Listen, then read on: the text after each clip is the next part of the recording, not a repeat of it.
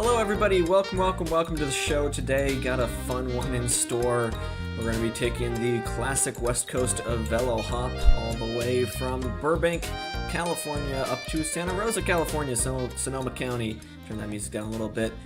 Farron, how you doing? I'm in a little bit of a last minute rush right now because unfortunately Simtoolkit Pro isn't working, so I had to switch over to the classic sim brief. It means unfortunately we're not going to have that overlay that I had on the previous streams. I hope I can get it to work last minute, but I'm not going to count on that at this point. But anyways, yeah, no, we are here in the in X-Plane today. Good. That's good to hear, Mr. Farron. Just here, we'll go ahead in a second. In fact, actually, let's right now go ahead and swap this over to X-Plane. Get rid of the placeholder. Yeah, in a little bit of a last minute rush here because unfortunately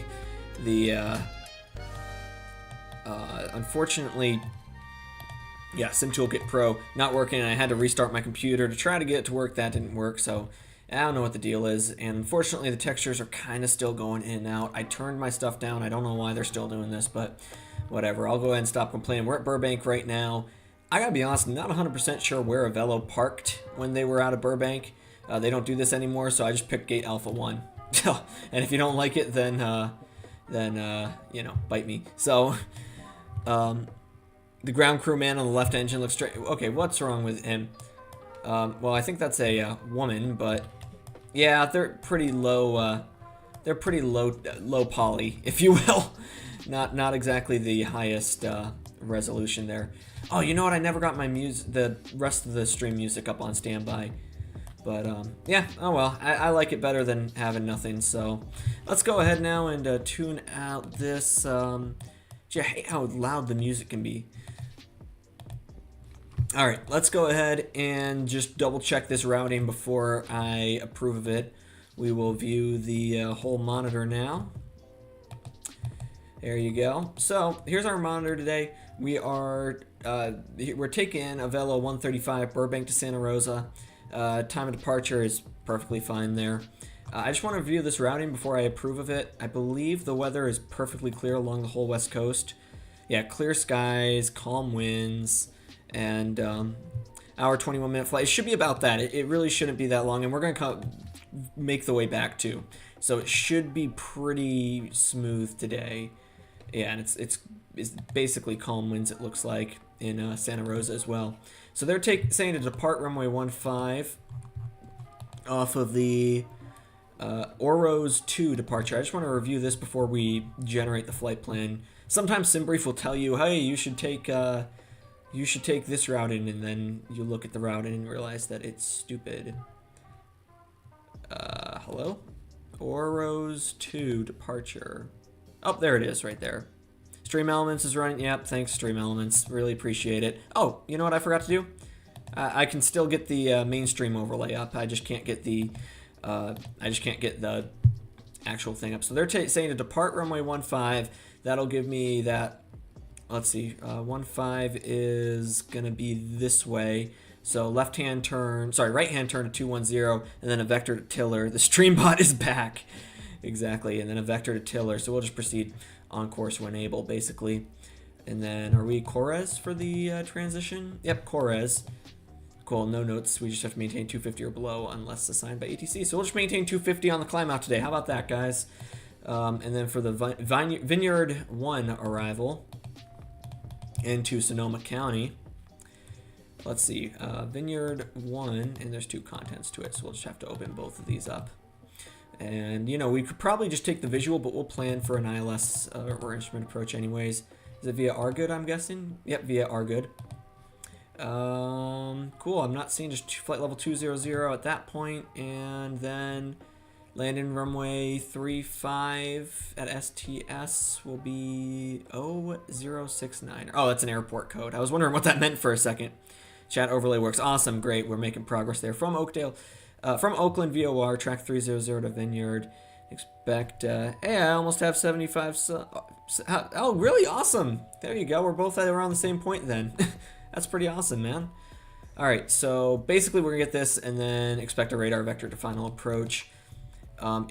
are we going to be able to take, there's an ILS to 3 too, so we'll definitely plan on taking that.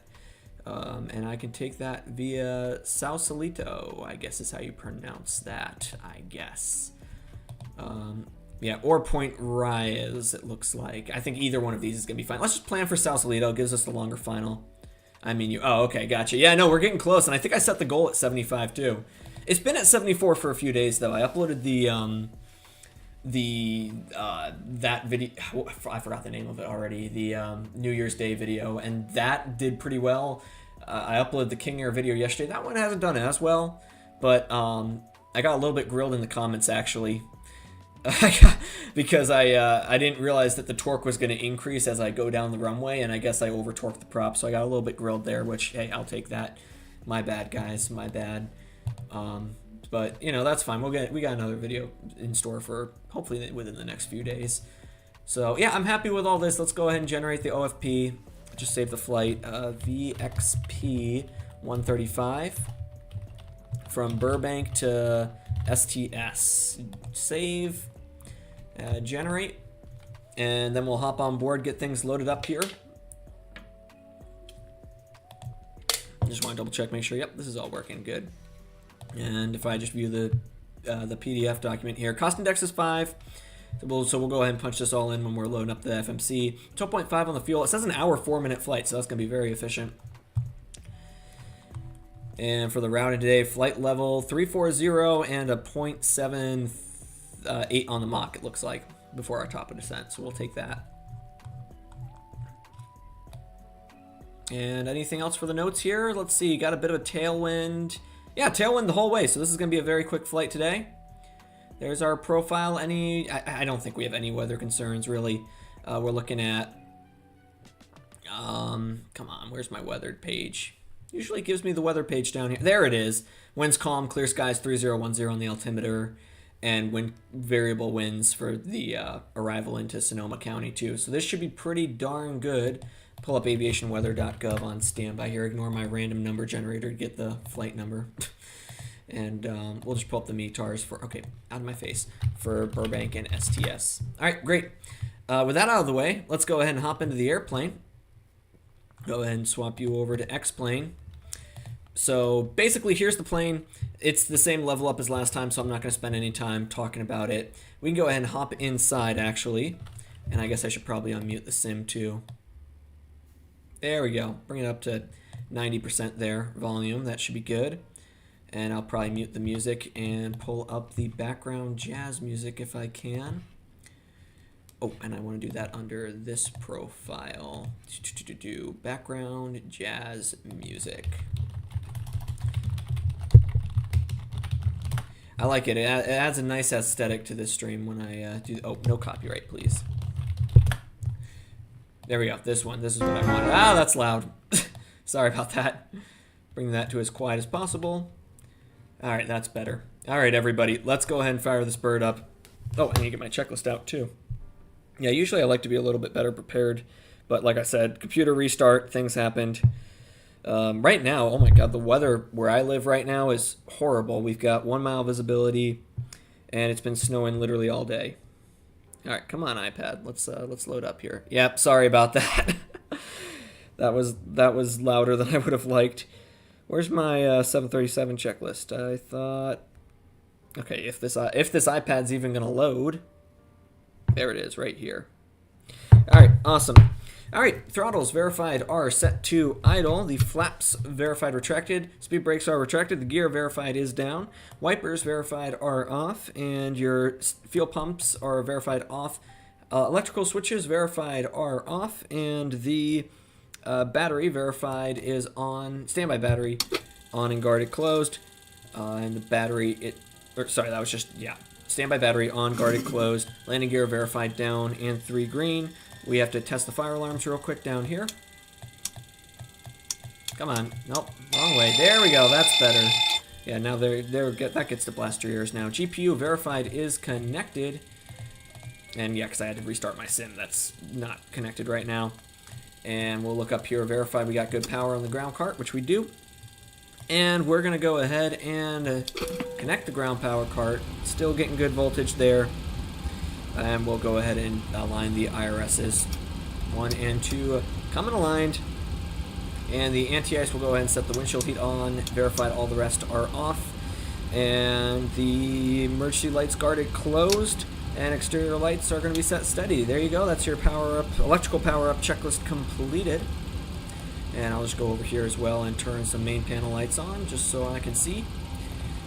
And I say we go down here and start to punch our routing in. In fact, actually, let's go ahead and start to set, let's see, if I go to my ground services, start ground services, and we'll load everything up before I forget. Yep, cargo doors should be opening now, and in fact, I can actually get the cart up as well. There we go, good. And we'll go to the fuel weight and balance payload, and it's in pounds, which is good for me. Let's pull up the chart, or the page one more time. It's going to be 12,500 on the block fuel today, and passengers is 27.4 on the payload. So 27.4 thousand pounds on the payload. There we go, start to load that up. And then if we go over here for the fuel on board, we're looking for a 12.5. Should you get SimBrief? You've heard about it. Yeah, I'd recommend it. It basically is going to give you all the flight planning information that you need to do realistic, proper flights. It's completely free. You can just create an account.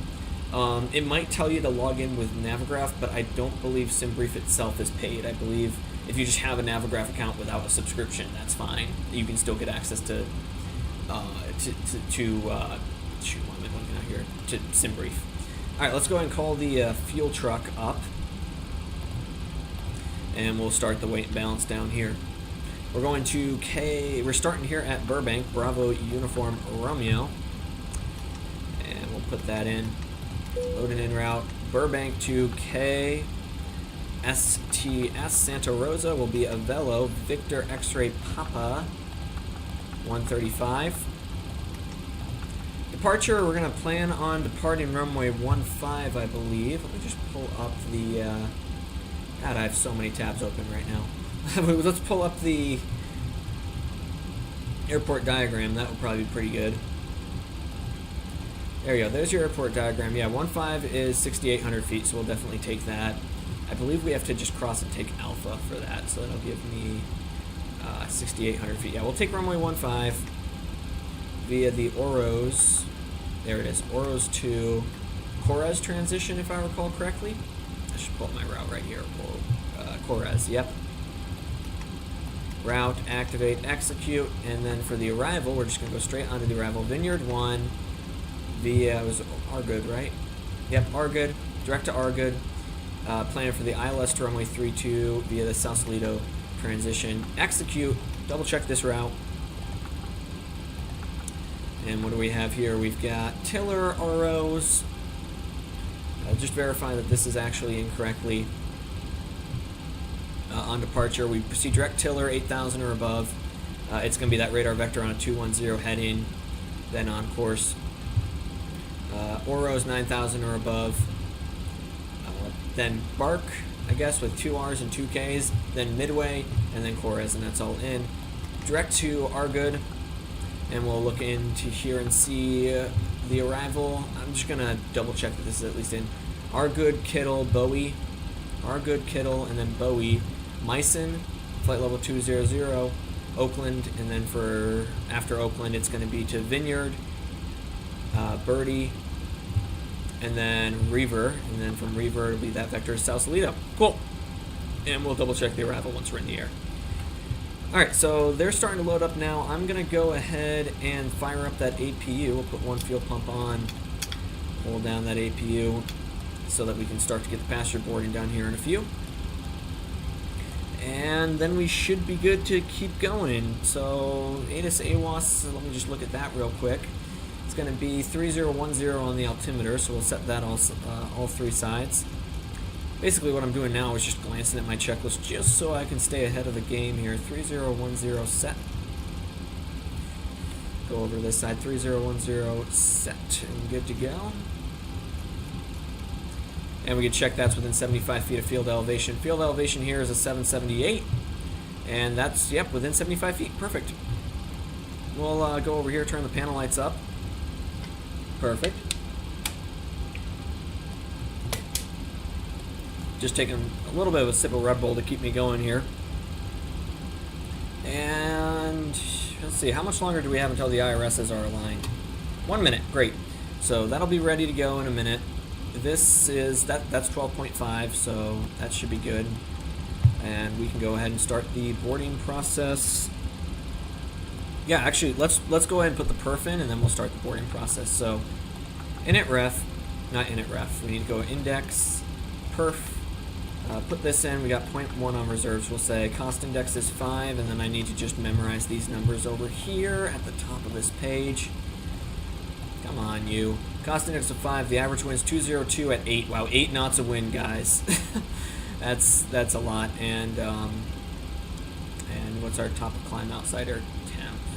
202 at 8. Let me put that in first. 202 at an 8 knots. Cruising flight level 340.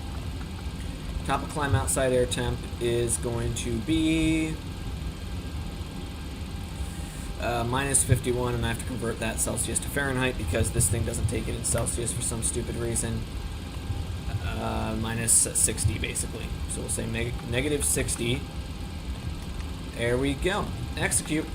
N1 limit. We'll do max takeoff and then a derated climb out. How about that?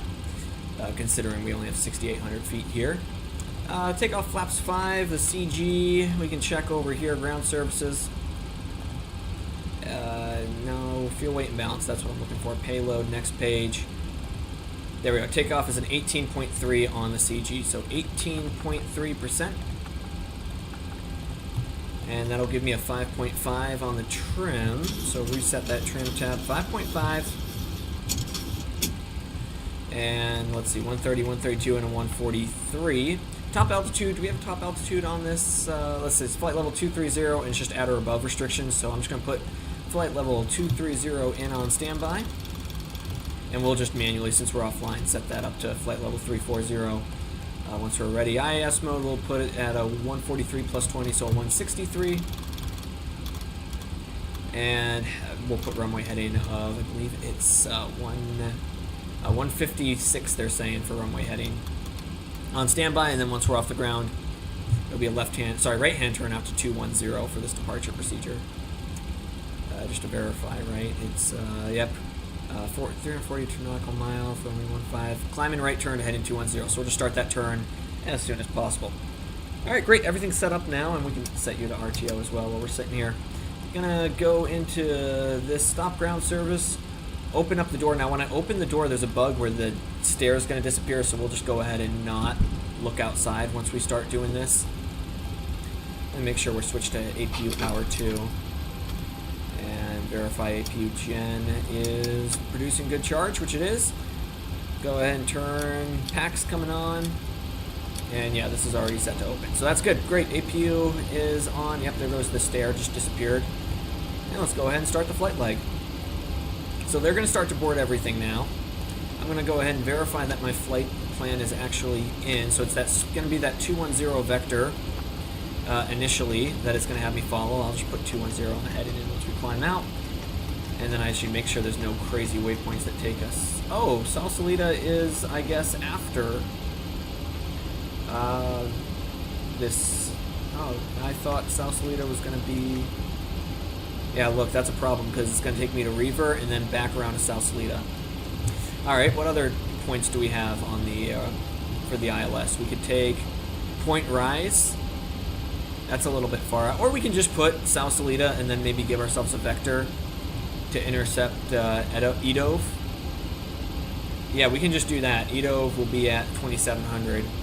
So we'll just give ourselves vectors. So the whole approach is loaded in, but we're not actually going to take the whole approach. Let's just do that.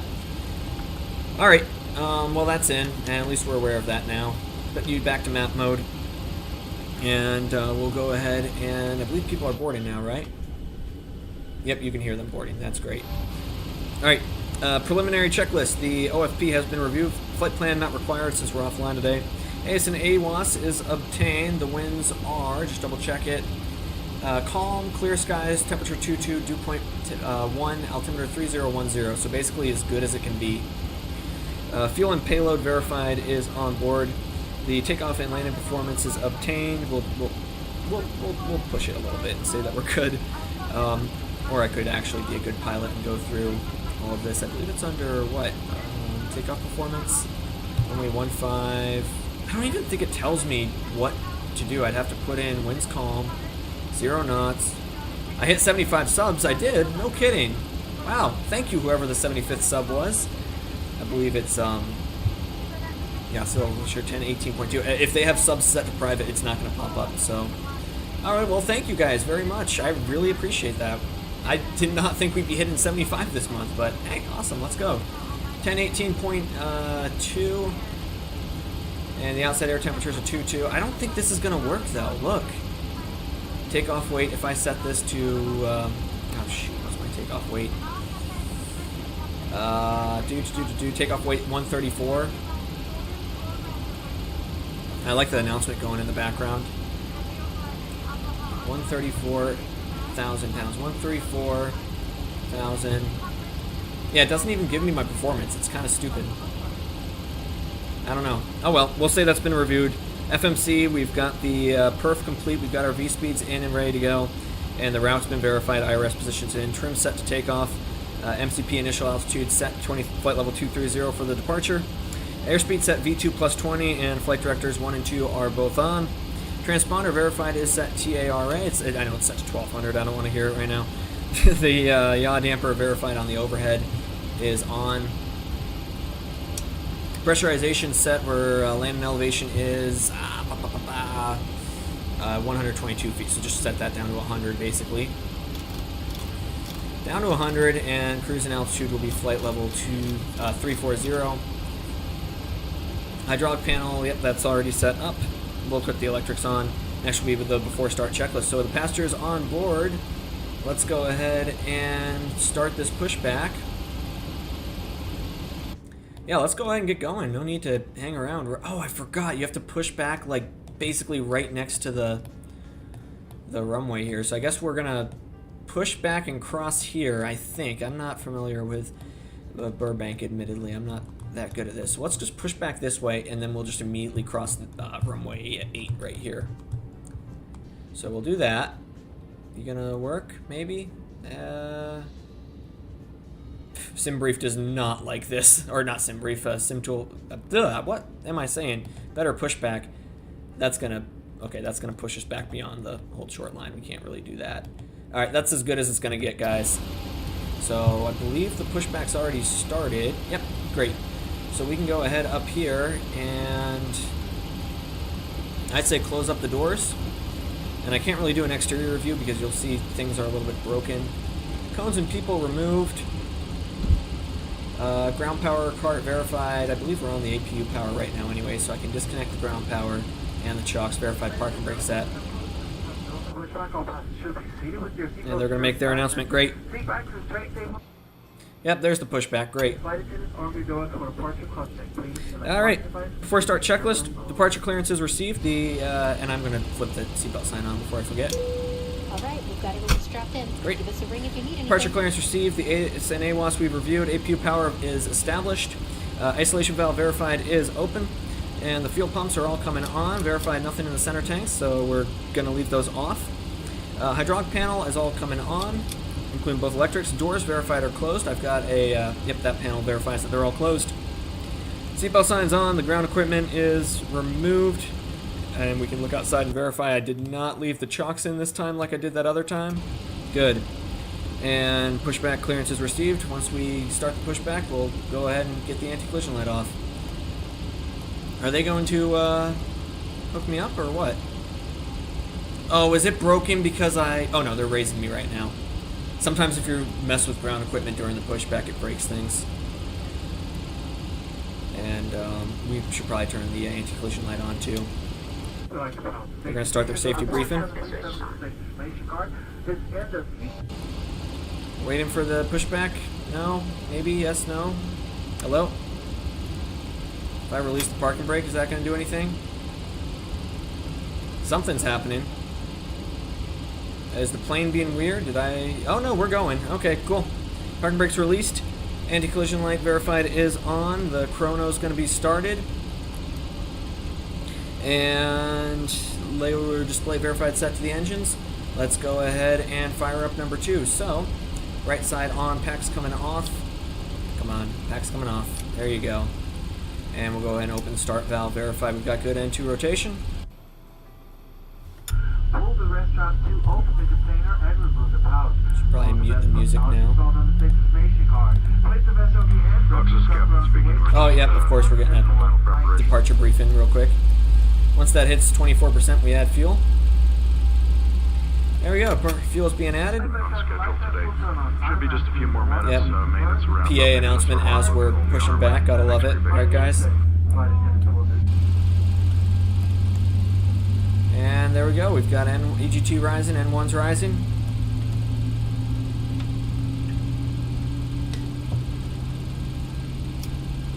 And that looks like the start valve cut off. Verify this engine stabilizing. Oh look, there's hot air balloons. H-balls. It's funny when you look at flight radar, you see them just listed as H-ball. Alright, firing up the left side. That's good N2 rotation.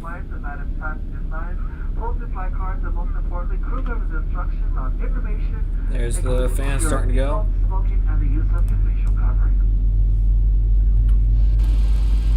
And we should probably set the parking brake now. I don't know why I'm not getting any audio. What the hell's that about?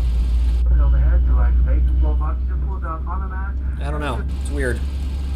But the parking brake's set now. Oh, did I not add fuel? No, I didn't. Okay, I don't want to hear it. Is it gonna catch? Yep, EGT's rising. Alright, let's just watch that, make sure I didn't screw it up and give it a hot start or anything. I don't think it will. I added fuel at like 28, which should be fine. Yep, disconnected hand signal. That's weird. I haven't played with my better pushbacks settings. I don't know why it's not going. Alright, there we go. That's 2 good engines. Let's go ahead and run through that, we'll start with just the flows. So, go ahead and verify left and right gens are good. So we'll flip those 2 on. Engine starters to continuous. APU bleeds off. Isolation valve packs coming on. Probes coming on. You get into quite a flow the more you do this, and the APU itself comes off. And let's see, auto brakes are set RTO, auto brakes armed, auto throttle armed, flight directors are on, and we'll set flaps down to 5. Go to systems, verify left, neutral, right, neutral back, forward, left rudder, right rudder, full box. Oh, you know why it didn't make a sound? Because I turned my... I'm an idiot. It's because I turned my radio volume off. Alright, flight controls are free and correct. After start checklist, we verified the electrics on the generator buses. Gen bus ties are closed. Anti-ice verify windscreen and pitot heat is on. The rest are not required. Engine bleeds verified are on. APU bleed is off, and we've got the pack set to auto. And the APU itself is off. The engine starters are continuous. Auto brakes RTO. Flaps verified set 5 for departure, and the flight controls have been checked. Lower display is going to be turned off, and taxi clearance is obtained. We'll go ahead and get the turnoffs on. Release the parking brake, and let's just go ahead and basically cut across the runway here. We'll say we have clearance to cross.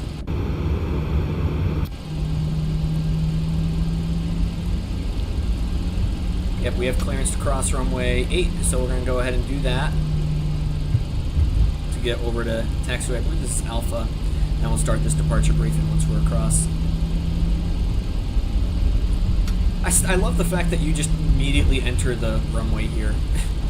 It's just so funny to me. Once we're across, we'll go ahead and do this briefing.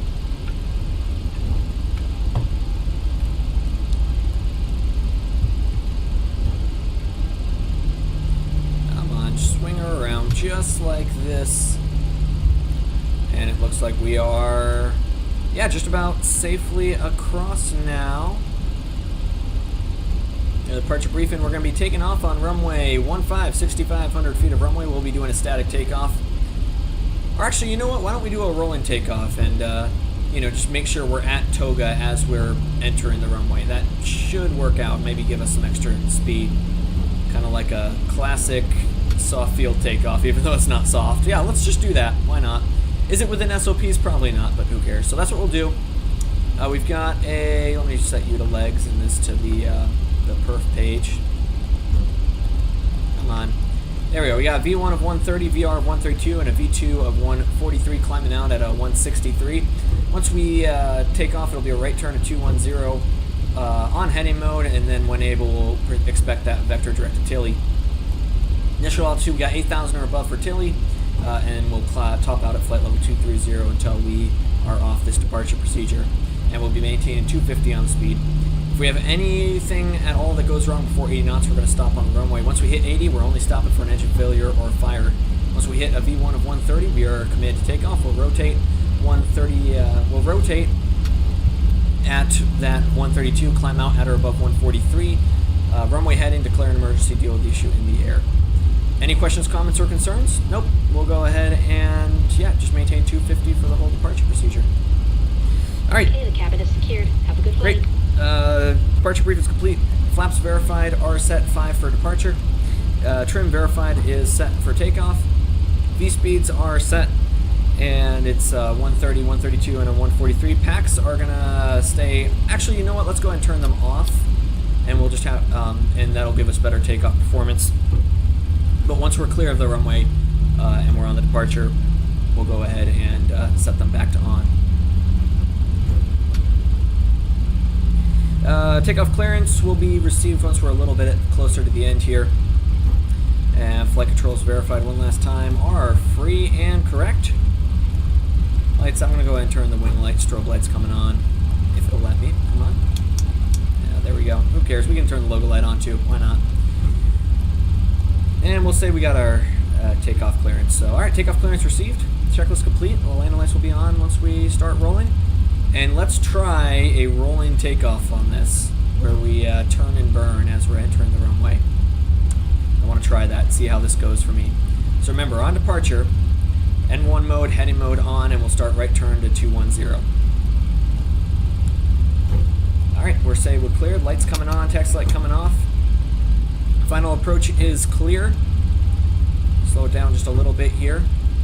And the runway is, I'm sorry, I can't take these freaking signs seriously.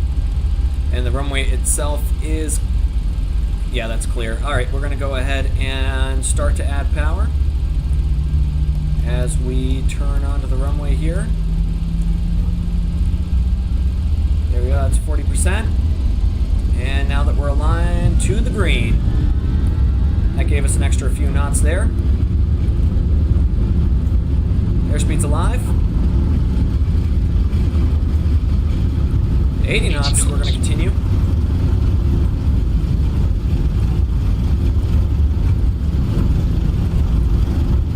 And V1, rotate. And V2. Alright, we're off. Positive rate gear. Gear up. Go ahead and trim her out a little bit. A little bit more aileron there. Heading selector, N1 mode coming on. And level change on as well. 1000. Just going to retrim her out a little bit. Alright, there we go. She's been retrimmed. Autopilot on and start that turn to 210. Alright, 210 set. The throttles are rolling back now. Turn off's coming off.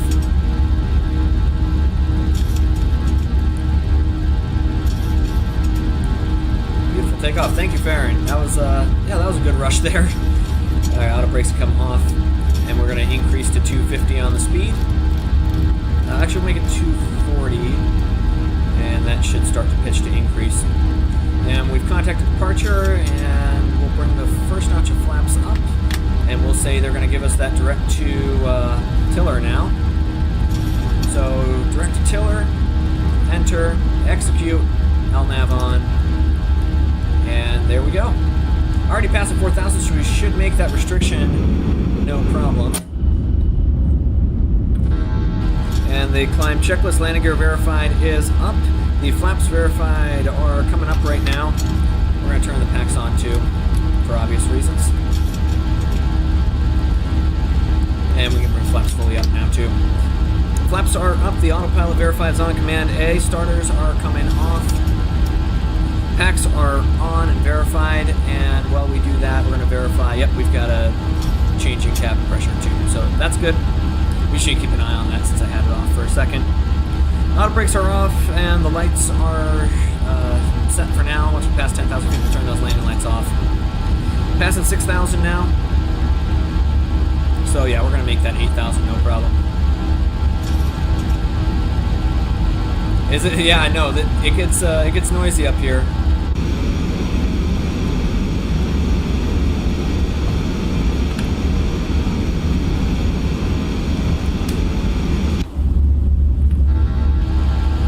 Getting ready here to pass 10,000. Once we do, we're going to put the speed up to 250 and run through those checks. How's the cabin pressure looking? Showing a cabin altitude of 2,300, and there's a rise in differential pressure, so that's good. Gear needs to come off too. You know what's something I need to get that my friend was telling me about? Auto Ortho. He said if you get Auto Ortho, it's free, and it just makes X-Plane look a lot nicer. So we're gonna probably try to get that before next stream. What do you guys think? So I saw the screenshots with his sim, and they look amazing. I mean, holy crap. Alright, getting ready to pass 10,000. Remember, speed can't exceed 250 until we're above, until we're off the departure.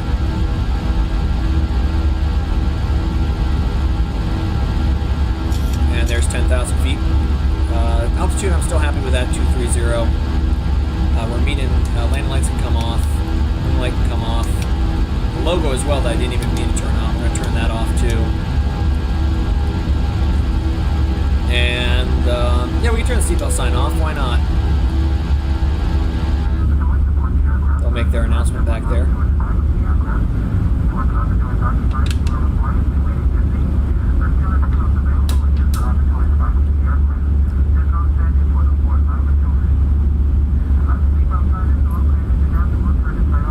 Just gonna listen to this.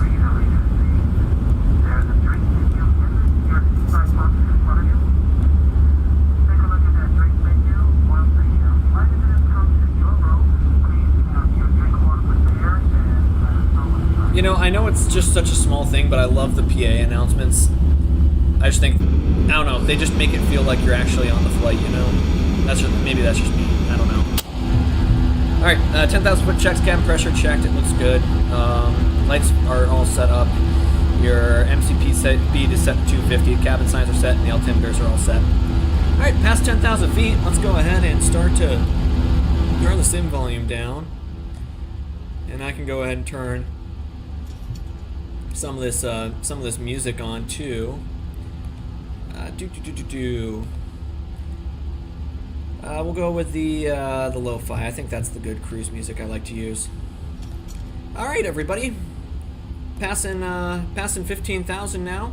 Get ready to pass transition, and then we'll get ready to brief the arrival. I guess for the topics, yeah, no, I gotta look up Auto Ortho because it looks really nice. At least from what my friends showed me. But, not 100% sure. I mean, my only concern is just I only have so much space on my hard drive, so I need to figure out how it works. Like, is it just going to eat up my whole computer, or what? I don't know, but I'll show you guys the screenshots here. Hold on. Auto Ortho for X-Plane 12. No screenshots on the installer thing. If I hit images, yeah, there you go. Hold on. Now look at this. It looks like that. It almost looks like MSFS.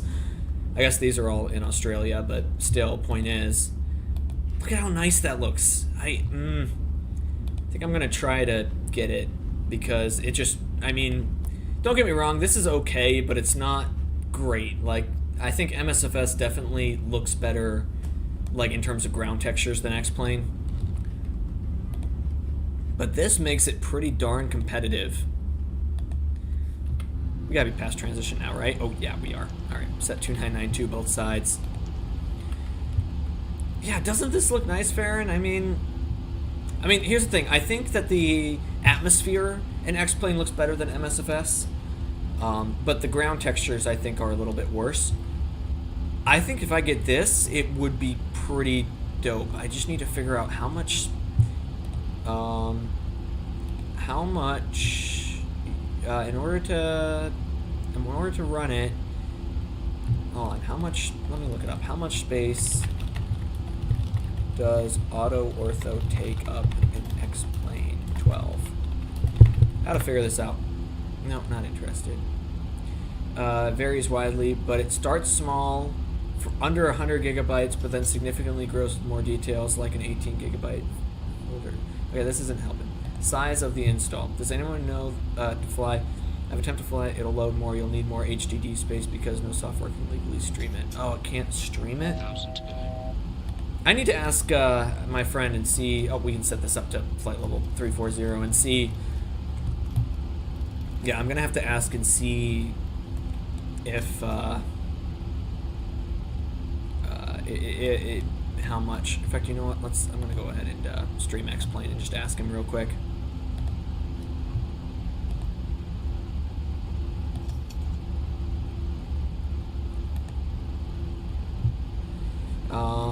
At this guy, what's his name again?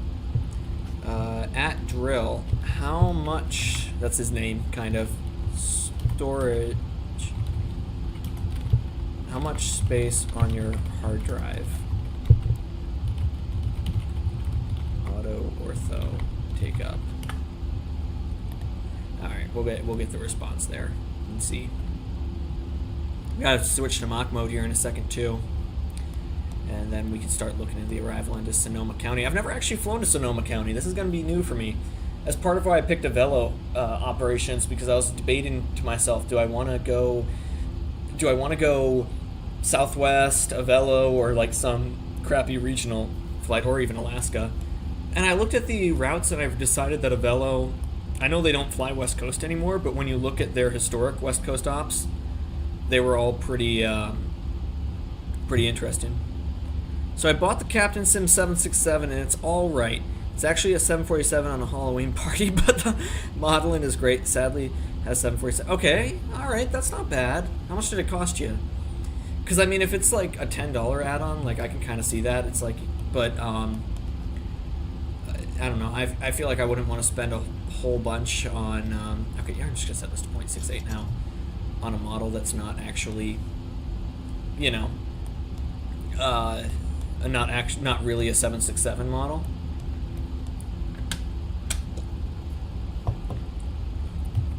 But I mean, if you just want it to look like a 767, then I mean, yeah, by all means, go do that. I don't know. That's just my opinion on it, at least. I need to turn up the music. I feel like I can't really hear it.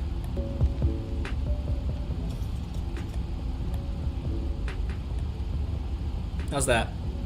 All right, I think I can hear that. That sounds a little nicer. I'll turn X-plane down a little more too. Great. Cool and good. We're almost at top of climb.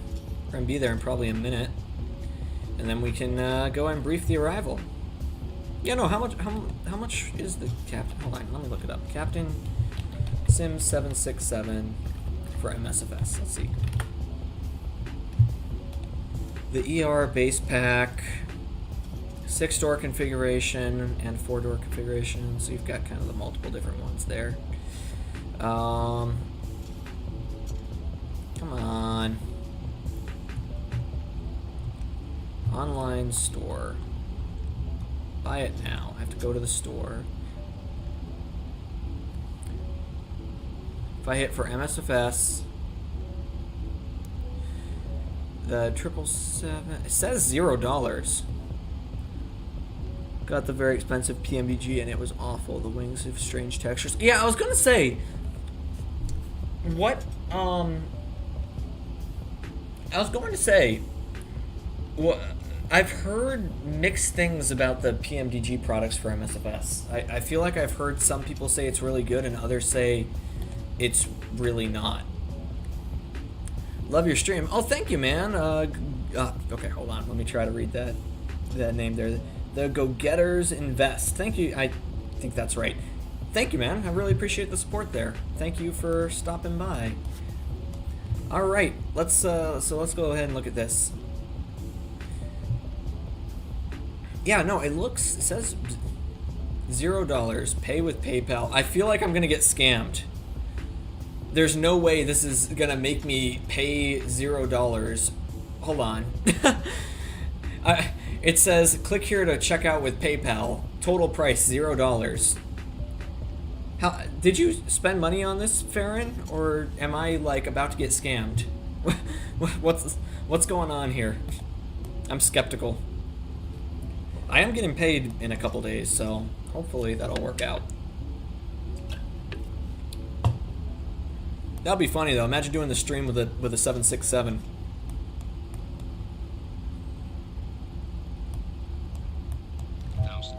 Yeah, I don't know, Farron. It says it's $0 on the 777. No, the 767, the 300, the Captain Sim.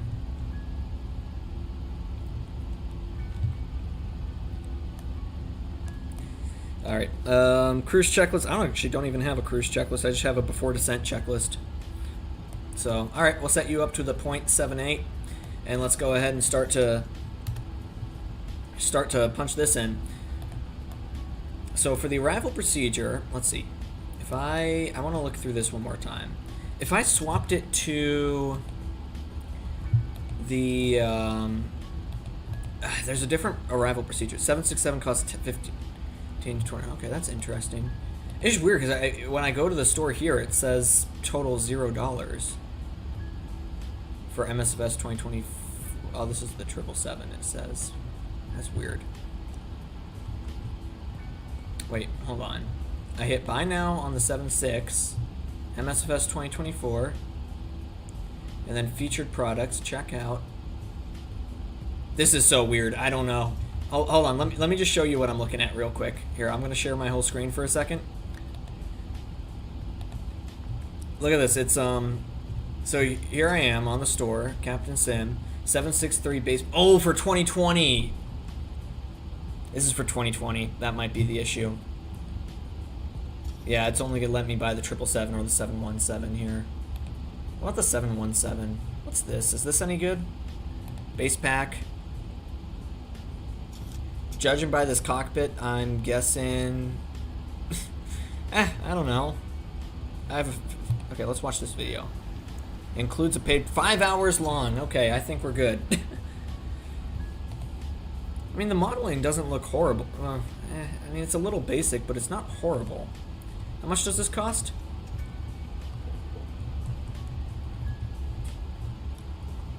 I don't know. How? Oh, maybe it's in development? If I hit online store, products for 2024, it only gives me the UFO or the 777. Yeah, I don't know, Chief. I don't know about this, Chief. Anywho, for the arrival, you also got the 717, but the yoke is in the wrong place. Oh, yeah, that's a problem. that certainly is a problem. I love how I'm just blatantly violating the whole the speed restriction on the departure. That's fine. We don't care anymore. All right, if I put in via point raise, I think is how you pronounce it. I'm horrible with pronunciations, guys. You're gonna have to pardon me here.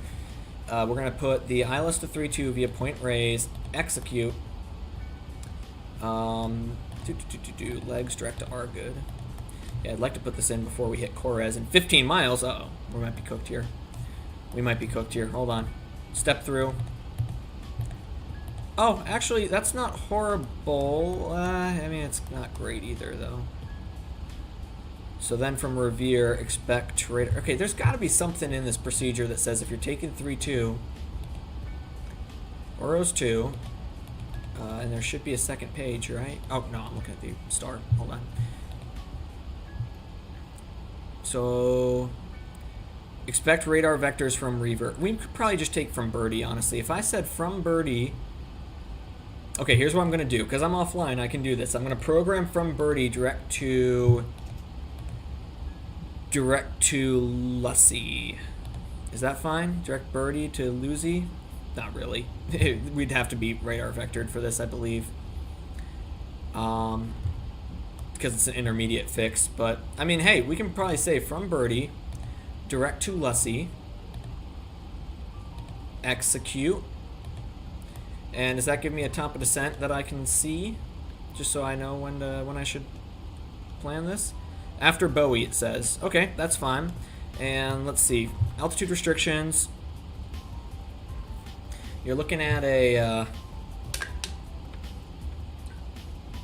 Sorry, I'm just trying to get as much of this Red Bull in as I can. For the altitude restrictions... Come on, where's my altitude restrictions? This page. Meissen, flight level 200. Yep. And then Oakland, that's it. Just the Meissen 200. So that's it. And I'll be good there. Yeah, no, so question, does the, besides the yoke being in the wrong place, does it at least kind of work, Farron? The 717, because, hold on, let me look this up. I should probably not show my YouTube here. Hold on. Captain Sim 717. We'll look this up. Alright, here we go. This guy flew it in a 48-minute video. There we go. We're back. He's going from Myrtle Beach to Atlanta. Despite its issues, he says. Let's see what the issues with it are. So they're loading the aircraft, okay. I got all this done, so that's all finished. Yeah, he's okay. I just want to see like how it flies. I mean, it looks like it runs okay, at least on first glance. It kind of works, but the autopilot is a bit broken sometimes, but it's all right. Okay, gotcha. It actually doesn't look bad. From all of our crew, thank you for flying with Delta. Oh, they got a passenger announcement. That's good. All right. Captain Sim 717 price. How much does it cost? See, the AI says $20 to $30. Price was $18, but from a regular $30, but could fluctuate on the market. $30. Okay, well, you know, $30 is, it's a few dollars if you ask me. Just a little bit of money there. Almost 80 out from top of descent. The model looks great. Oh, that's good then. We're almost 80 out from top of descent, so this might be okay.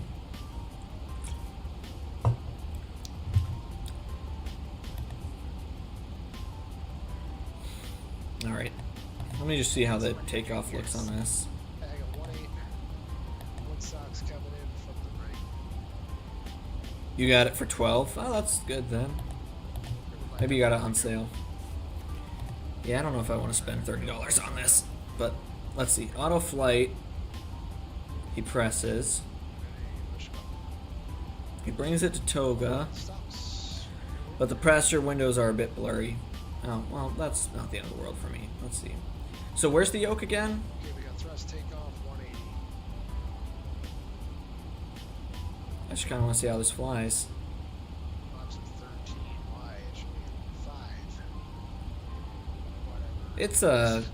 speeding up very slowly. Feel like real 7. Oh, and there goes the nose. Yeah. Did he trim it out right? Gosh, it's so annoying. It's okay. Yeah, a little bit of rudder. A little bit of rudder. Well, you're off before V1. Okay. Alright, pause. I guess that works, right, guys? Yeah, and it's underpowered. Yeah, I see that. It's underpowered, and he's taken off before V1.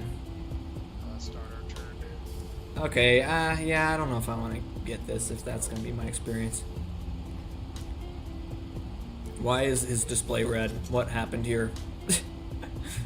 What happened to his display? Okay, gear down 3 green flaps are set, and we are. It's an underpowered, and it's a 747 with a 717 costume. Gotcha. Seems like that's a common theme here with these Captain Sim products. I saw one video of a guy flying the Max, or no, it was a not Captain Sim, but I forgot who developed it. MS Scenery. It was an MS Scenery model that of a 737-200, and let me see if I can pull up the video. Hold on, MS Scenery 737-200. There, this guy, it's like some younger kid who made it, but still, you can see this is the model. like we can compare it to this right here. It's not that good. Yeah, not MS Scenery. Yeah. Look at the engines too. I'm sorry, that's not what the engines look like on the 200. It's too big, and the model sucks. At first I was like, you know, for freeware or whatever, you dick around with that. I'm pretty sure this costs money though. MS Scenery 737-200 cost. Look this up. $15 they're saying for that. And like the kids yelling at it now, it's got no eyebrow windows, which is stupid. I like how I'm calling him a kid, even though he actually spent money on this and is making a half-decent video considering how bad that model is. I mean, just look at the engine model. It just looks stupid. Is it just me? The yoke is wide. Yeah. I don't know. I mean, like, I know... Not to mention, I'm pretty sure this guy said that it's also a 737, or sorry, a 747 with a 737 costume on because of how zoomed out the camera is. Yeah, look at the yoke. I don't know. Not to mention it has, what, 4 engine gauges there?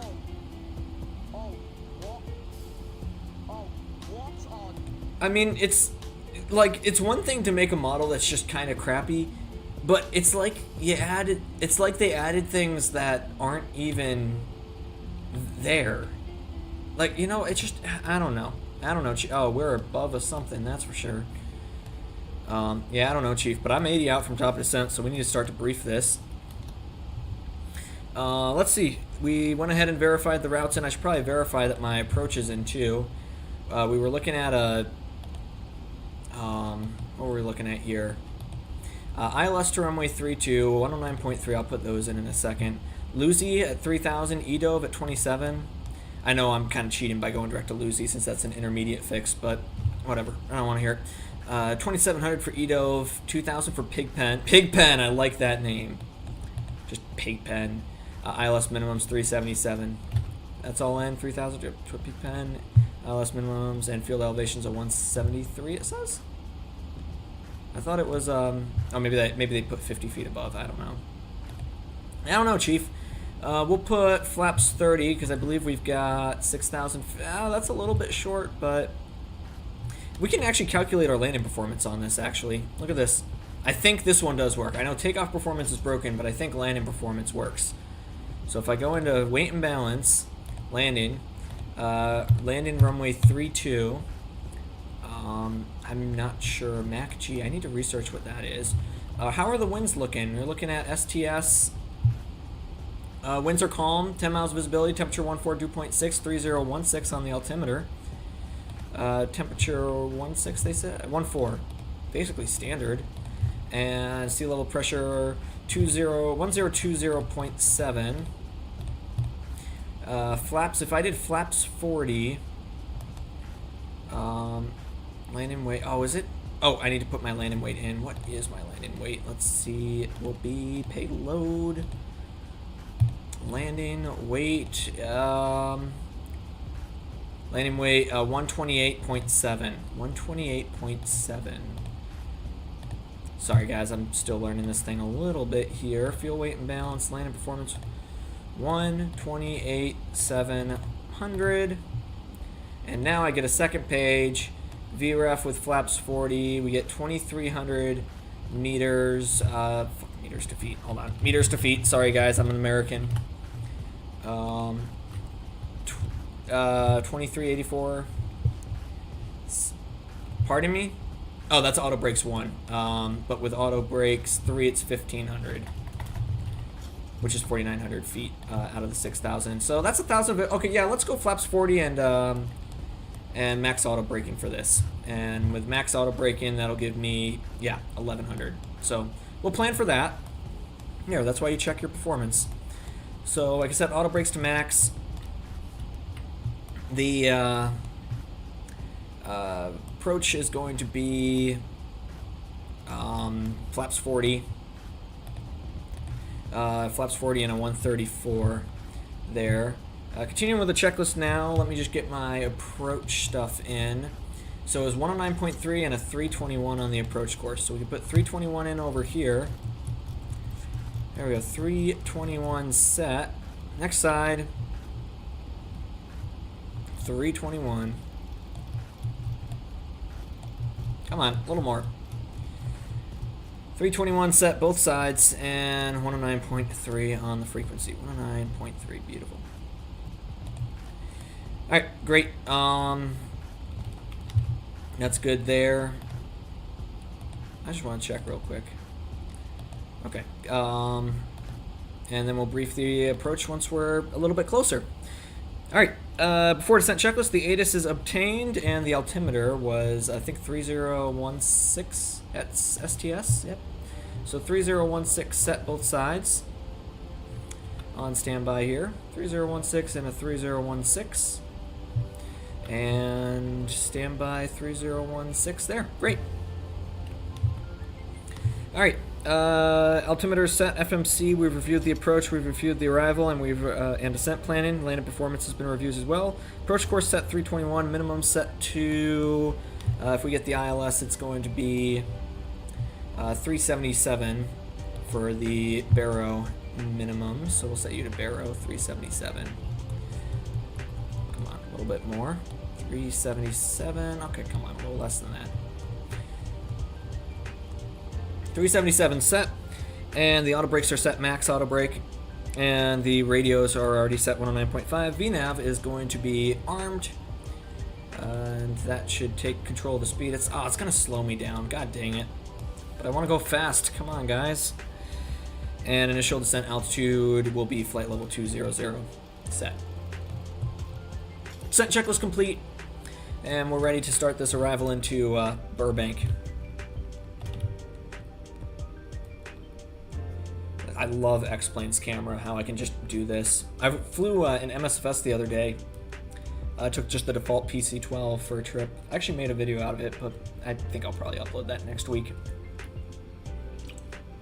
It's going to take some time to edit. It was 3 flights in 1. So what I think I'm going to do is I'm going to kind of cut them down and make them... I'm going to cut them down and make it sort of not like fully in-depth videos like I would with the 737 flight, but more just like, all right, here's the startup, here's the takeoff, here's the approach brief, and here's the landing kind of deal. Because there's a bit of a storyline to it. I'm curious what you guys will think of it, but we'll see. You know, it's a small channel, so I can kind of play around with things and see what works and what doesn't. Approaching Santa Rosa, Sonoma County. And then will be the 10,000 foot checklist, and that 10,000 foot check going to you know what, Farron, if you're still here, you know what you're gonna like? If you look at this video here where he flew this, look at the way this thing flies. I think you're gonna like it a lot. So he's taking off. This is again the MS Scenery 732. He rotates. Okay, so it actually flew alright. I thought it flew stupidly. Why is it so heavy? I guess he's complaining that it's heavy. You're still here. Yeah, no. Oh yeah, look at the attitude indicator. It's rolling like it's a Soviet airplane. You know how the Soviet airplanes had the attitude indicator that were like opposite of what American ones? Oh, you can't see it? Oh, shoot, you know why? Because I left this on. Sorry. I was going to show you look at the attitude indicator if you can see it. Okay. it's doing what a Soviet one would do, like if you're flying Soviet jets. Now I thought the thing landed funny too, but maybe I just don't remember. I don't know. Oh well, that's fine. I was just trying to poke fun at it there. Are we at our top descent yet? Almost. Holy moly. Yeah, no, it's not the best out there. I like how this is on my other account and you can see my own live stream. That's fine.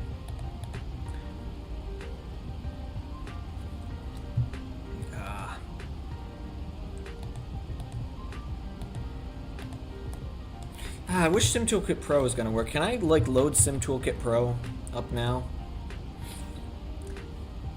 Let's see. Come on, SimToolkit. Because that's why I'm missing the cruise overlay that we had before.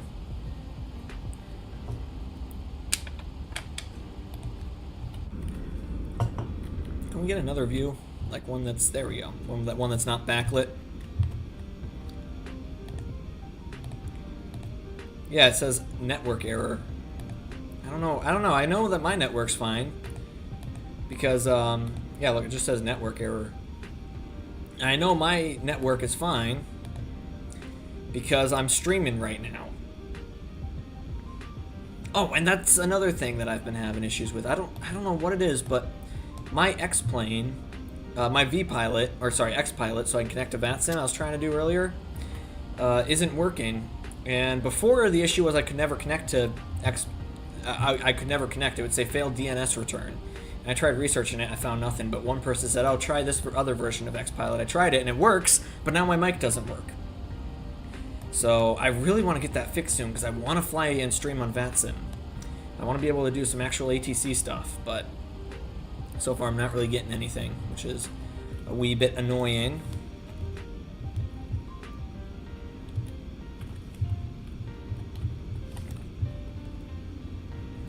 But it's fine. That's just how this stuff goes. Yeah, now literally each time I reload it, it says, sorry, we can't detect your mic. And I'm kind of like, huh? Alright, looks like we should be at top of descent now, right? You gonna start your descent? Yes, no, maybe so? Come on, you can do this. You can go faster. If you didn't slow down to a Mach of 0.72, maybe this wouldn't have been so bad. Maybe what I can do is while we're in the descent, we'll start to load up our next flight on SimBrief. Let's do that. Less time spent on the ground, right, guys? So let's see. If I go to SimBrief, here I'll stream my screen now. Stream the screen. New flight. What's the flight number going to be? Let's go. Random number generator. Yeah, I know I have a lot of tabs open. I don't want to hear it. 100 to 200. 164. There you go. We'll be Avelo 164. Victor X-Ray Papa. You'll be right back. No rush, man. Take your time. 164, and we're going to be from STS to K Burbank. We're just going to make the return trip there. B738. 508, whatever my tail number. Victor Lima. 508. Sorry, 80. No, it was 805, not 508. 805 Victor Lima. 805 set both sides. Great. Scheduled flight. We can depart on 32 and arrive on, they're saying, runway 8. That'll probably be good. I guess, yeah, winds are now out of a 110, so that should be A-okay. Oh, shit, I didn't mean to do that. Here, if we pull up Burbank now on this side. I'm sure we'll be able to take these. The Rocker 3, and you know it'll be nice. Why are there two ILS approaches here? Let's see. So usually if there's two approaches, that means you need to read the notes somewhere. Oh, here we go. Minimum climb gradient. Missed approach requires 340 feet per nautical mile to 2,500. If unable, see the ILS Yankee. I think I can make that. I'm guessing this says lower minimums.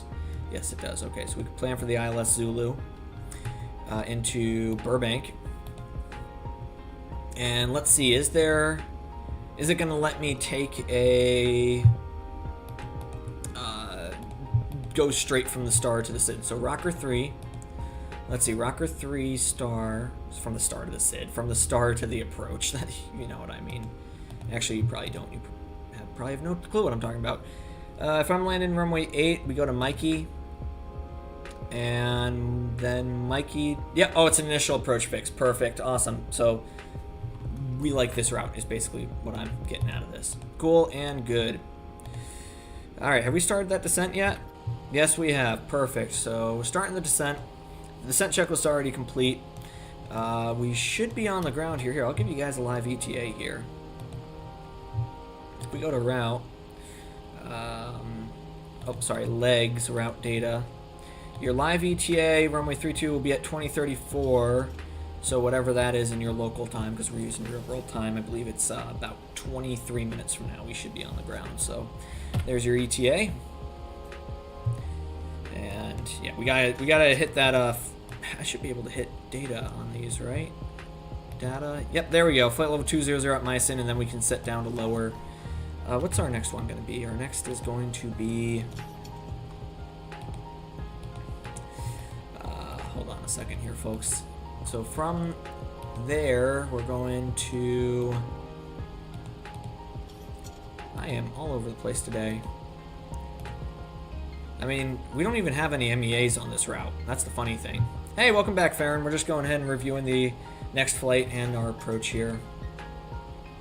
Yeah, we just got flight level 200, and then they're saying maybe 6,000 for the MSA, but that's only valid within 2,500, within 25 nautical miles. So why don't we just set to 10,000 until we're a little bit lower? Why is there a student texting me and okay. Student is texting me and press notify anyway, so it might be important. Give me 1 second here. Yes, what's up?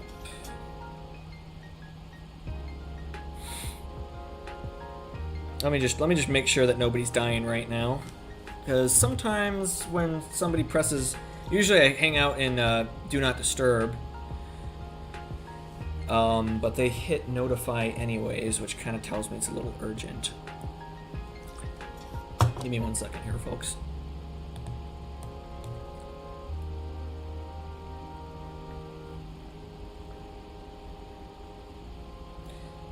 Can we do a later time, like 5:30 tomorrow? Okay, so fun fact, that was not urgent. But luckily I can actually respond to them now. Let me just make sure I'm not streaming the schedule so I don't dox anybody. Give me 1 second here. 1 second here, folks. Sorry about that. If a student presses notify anyways, I want to make sure it's not like urgent, because that kind of tells me that maybe there's something wrong. But I think I can answer them now. We have a few minutes in the descent. I think for my schedule tomorrow, I've got a flight with somebody that ends at 4 o'clock. Yeah, so that time slot works. Cool. All right, cool. That time works for me. All right, awesome, great.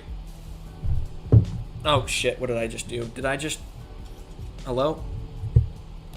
Did I just mute something? Oh yeah, I did. I turned my computer. Hello?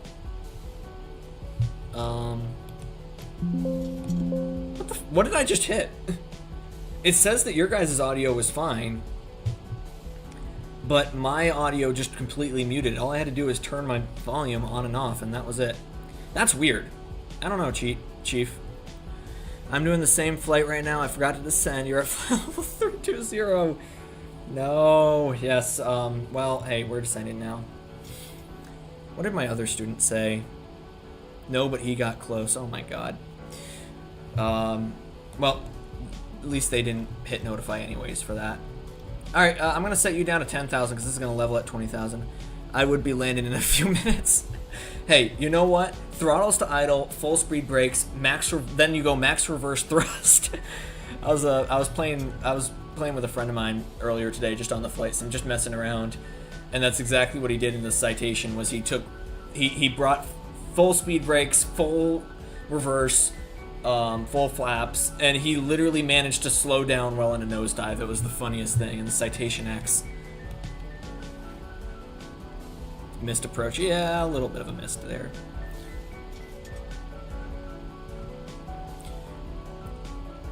Okay, thank you. All right, so yeah. Now, gentlemen, if you're a student pilot out there and you see that your instructor has their phone set to do not disturb, okay, and you have a scheduling request, you do not need to hit notify anyways for that.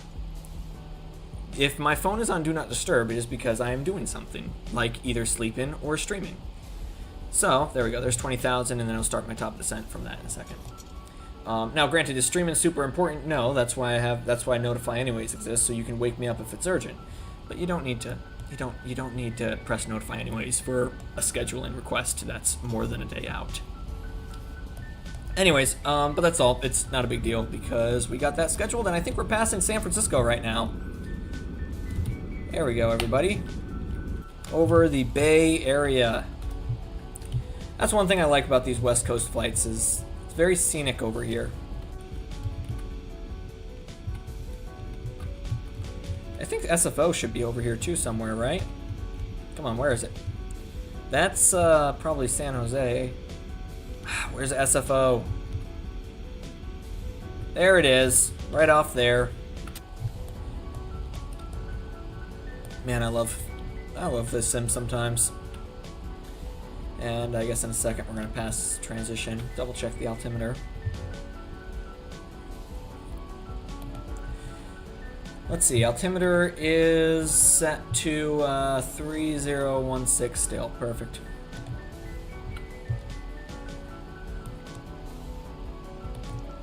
Alright, 3016 set cross-checked. Beautiful. And we'll set it. Me and 767, yeah.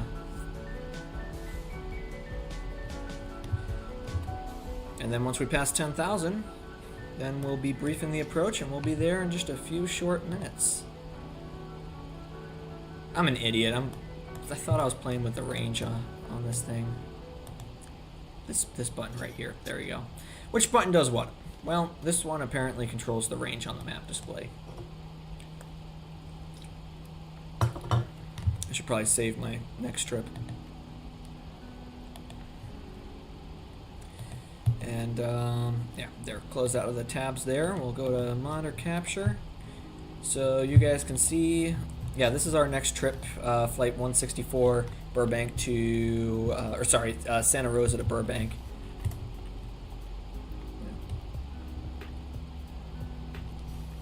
STS, so at VXP 164 STS to Burbank. That'll be the return trip.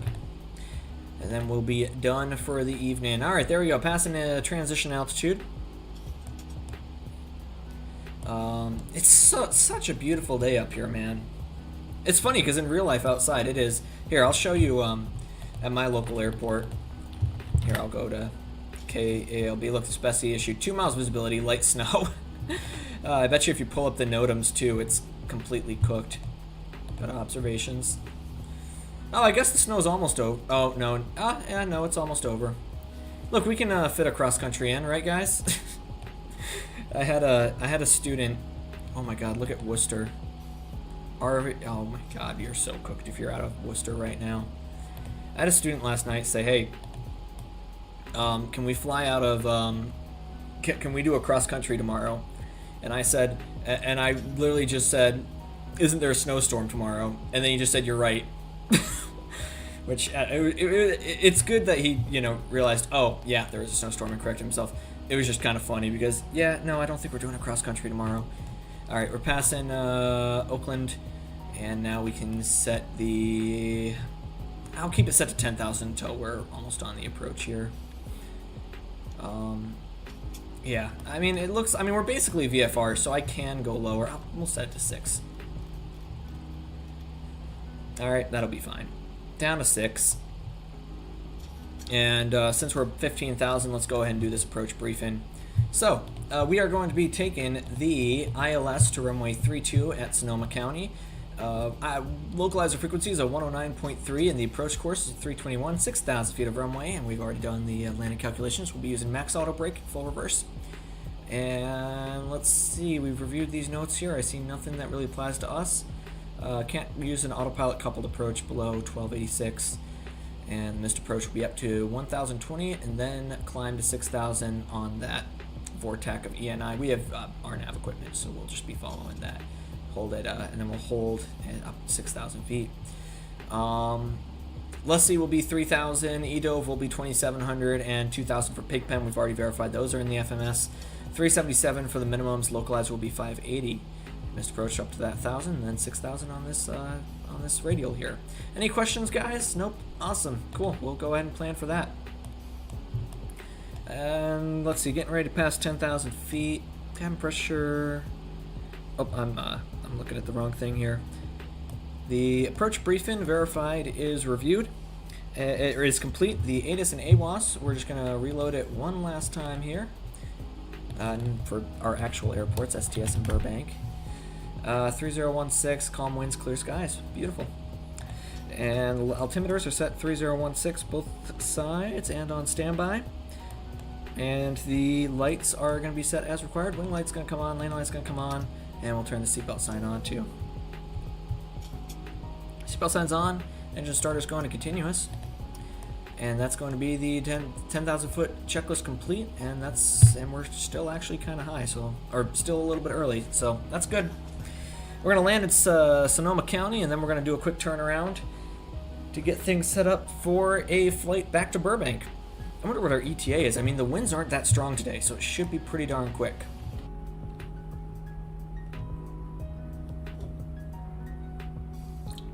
I'll start to turn the volume up for you guys too. There we go, 50% volume. Now, I gotta remember, because it's been a minute since I've flown this thing, I remember it likes to float a lot. I realized, by the way, so last time I streamed, I was last time I flew this on stream, I absolutely cratered it because I was thinking to myself, oh, well, it floats a lot, so I'll have to be a little bit slow, and then I absolutely cratered it. I remembered after I stopped streaming that the density altitude was like 5,000 feet. So I think here at Sonoma, it's going to be back to what it was before, where it's going to float a lot. So we'll just try to work power out a little bit sooner. And I hope that works for us. And then we'll load up and get our next flight underway.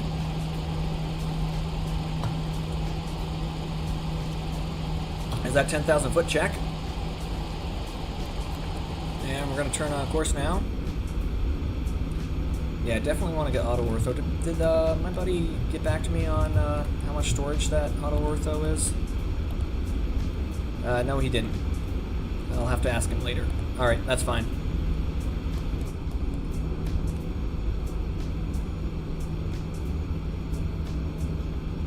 Oh, I guess we're going through something, or some haze just popped up on us. That's nice, thank you. And 10,000 foot, speed check below 250.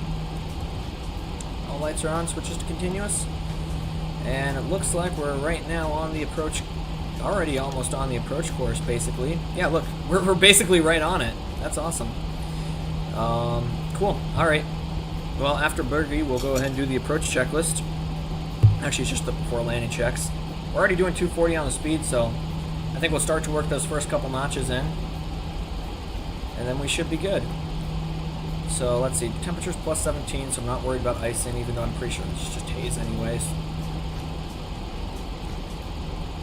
You're also approaching, great, we'll be landing at the same time then. Alright, let me go ahead and cut the music. Come on, cut the music. Turn the sim volume up a little bit. We'll bring it to like 75% since we know this thing is loud. And yeah, no, we're 3 miles out from Birdie, so we'll start the decel once we're over Lucy. Now Lucy is like what, 3,000 or above? Yeah, 3,000 or above. And I believe I already set up the BUR-STS. Yeah, it's 134, so that'll work out good for me. Alright, there's Birdie. It says I'm actually a little bit too fast right now, but I think we'll be okay. Or I mean too high. Oh, okay, by 700 feet. That's not the end of the world. Just looking down there. I think we should be fine.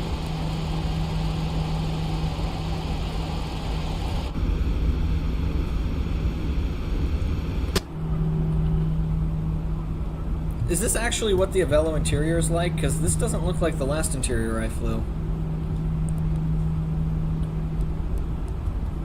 I don't know. It's weird. Okay, I'm guessing Avelo doesn't have screens on their planes, right? I mean, it's supposed to be like a stereotypical crappy low-cost airline, right? I don't know. I don't know, Chief. Never flown Avelo, so I don't know. Alright, that's 10 miles out. I'm going to go ahead and set vertical speed now. 3,000 feet for the altitude at Lucy, whatever you call it. Slightly steeper descent. We're going to put first notch in. I want to have my first 5 in before we enter the approach here. Flaps to speed check, flaps 2, please. Just because you can see it's already starting to creep up on me. I'm going to put flaps to 2. And I'll probably reduce to 180 once we hit that decel point. Speed brakes verified are armed. And we're going to go flaps to 5. So there we go. We got those first 5 notches in. And then I'm going to start to slow it down a little bit here. Heading select, going to basically follow this just so I can get the localizer on standby. It looks like we were already on the localizer, so there you go. Heading select, and if I hit localizer armed, alright, there we go. We're following the localizer. We're just going to get this down to 3,000, intercept the glide there, and then we should be good. Auto brake set max. Everything's looking good for this landing in Sonoma. And I did get scenery, so hopefully that works. Keyword hopefully.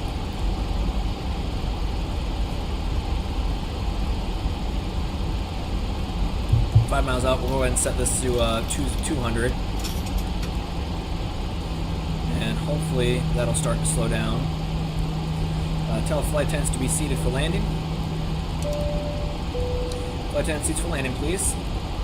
What are we in right now? It is very hazy. I thought it was supposed to be like clear skies, unlimited visibility. What's this crap? Okay, I actually need to use a little bit of speed brakes just to slow us down here. And then we should be good. And here I can even, as we slow down, start to reduce the vertical speed. That way we slow down a little quicker. Yep, there we go. Looks like we're out of the haze layer now. And what's my next flap speed again? I like how it's posted right here for me. 210. 210 for flaps 10, right? 1,000 to go. Yep, and you can see as we're slowing down, this range is coming in a little bit.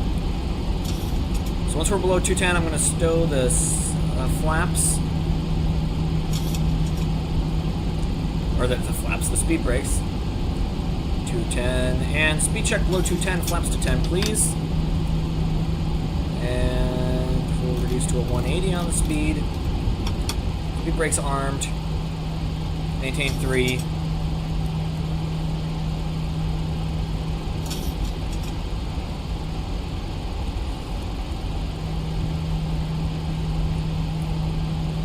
We'll start to bring it down to a 134 for VREF. Alright, we're past Lucy.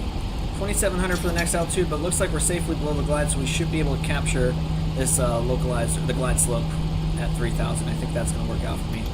So either like 160 for now. And flaps 15, please. There we go. Glide is active and alive. Beautiful. Once we're 1 dot above, gear comes down. We'll do the, and once we're established, we'll do that before landing checks.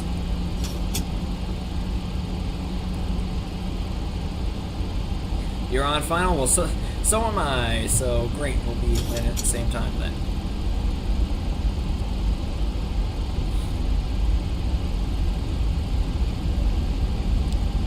All right, 1 dot above. Gear down. Turnoff's coming on. We're gonna arm the approach mode. And gear down 3 grain. Flaps to 25. We're established on the ILS. ILS minimum is 377. Beautiful. I'm going to go ahead and take the throttles myself now. Work this down to VREF, which will be that 134. Clear the alert. Come on, a little bit slower so I can get flaps to 25 here. Got the field in sight in front of us. Throttles back to idle here. Speed brakes verified are armed. I just need to go ahead and get full flaps in. 2,500. Missed approach altitude will be up to 6,000. We'll set that standby. Alright. Speed check. Flaps going to 25. A little bit of power so we don't go below VREF here. 134. So we'll do like a 130. Probably 139 would be appropriate. Flaps 30. And that's flaps 40 actually. So perfect. Alright. Flaps are set before landing. Checklist gear verified down and 3 green. Flaps are set. Spoilers verified are armed. Altitude set to the missed approach altitude. Again, after we pass 1,000, then we can start that turn on course. It'll be on the that one radial of Echo November. Oh, I forgot the name of it. It's fine. We have RNAV equipment. Lights are on. Landing clearance is obtained. 4-lane checklist complete. We'll hold 139 for the VREF for now. 134 is our VREF. We're just going to do +5 till short final.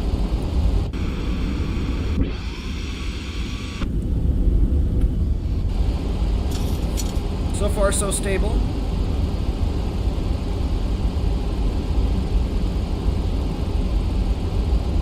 And as a reminder, once we land, we got to go ahead and get set up for the next flight back to Burbank. So don't go away just yet. There we go. There's a 140 set. There we go. There's 1,300. So far, so good. I don't want to jinx it though.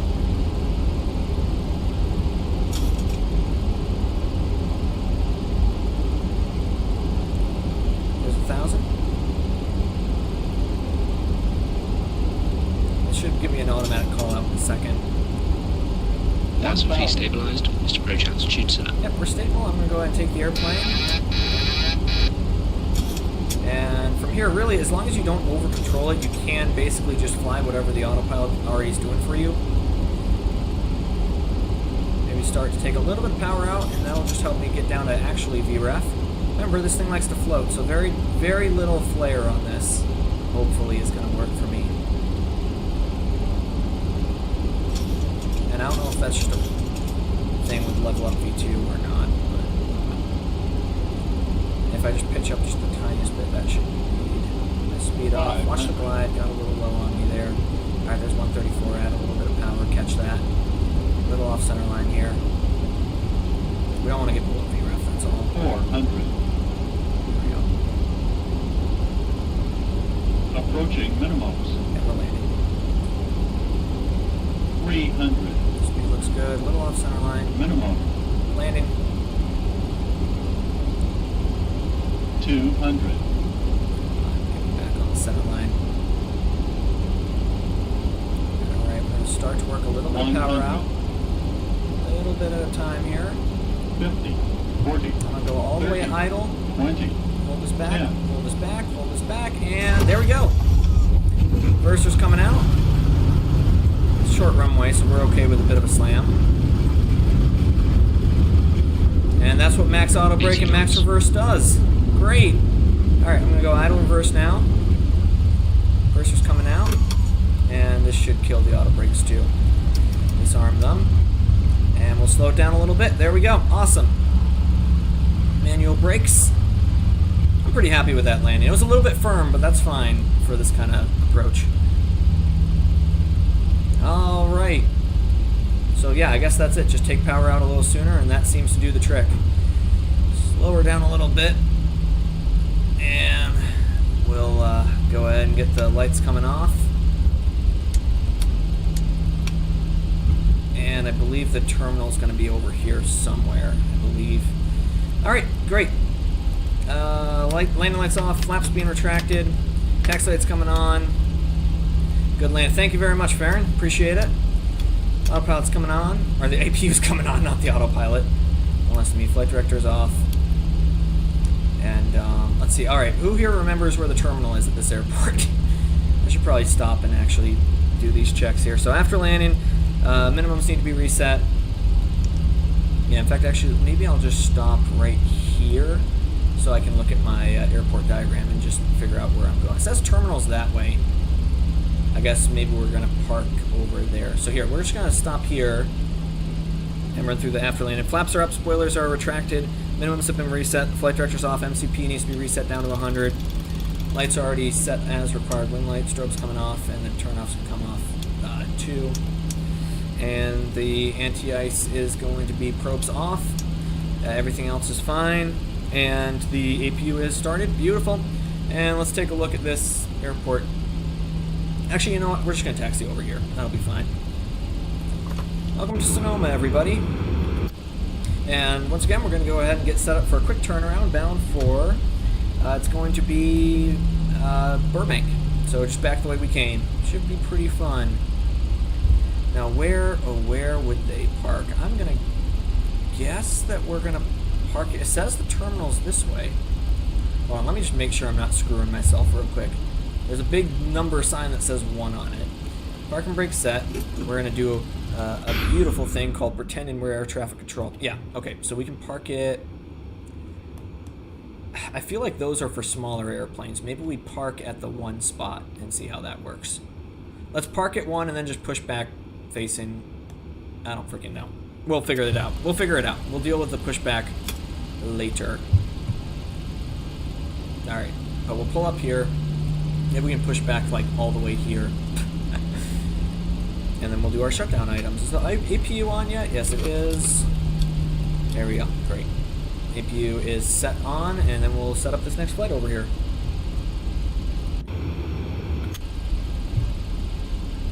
Farron, how's your approach coming along? You on the ground yet?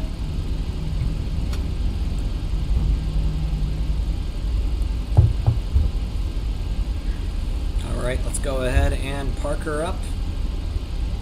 Right around here should be good. I guess the taxi light should come off so I don't blind anybody. And a little further, slow down. Stop. Perfect, kind of, a little bit long.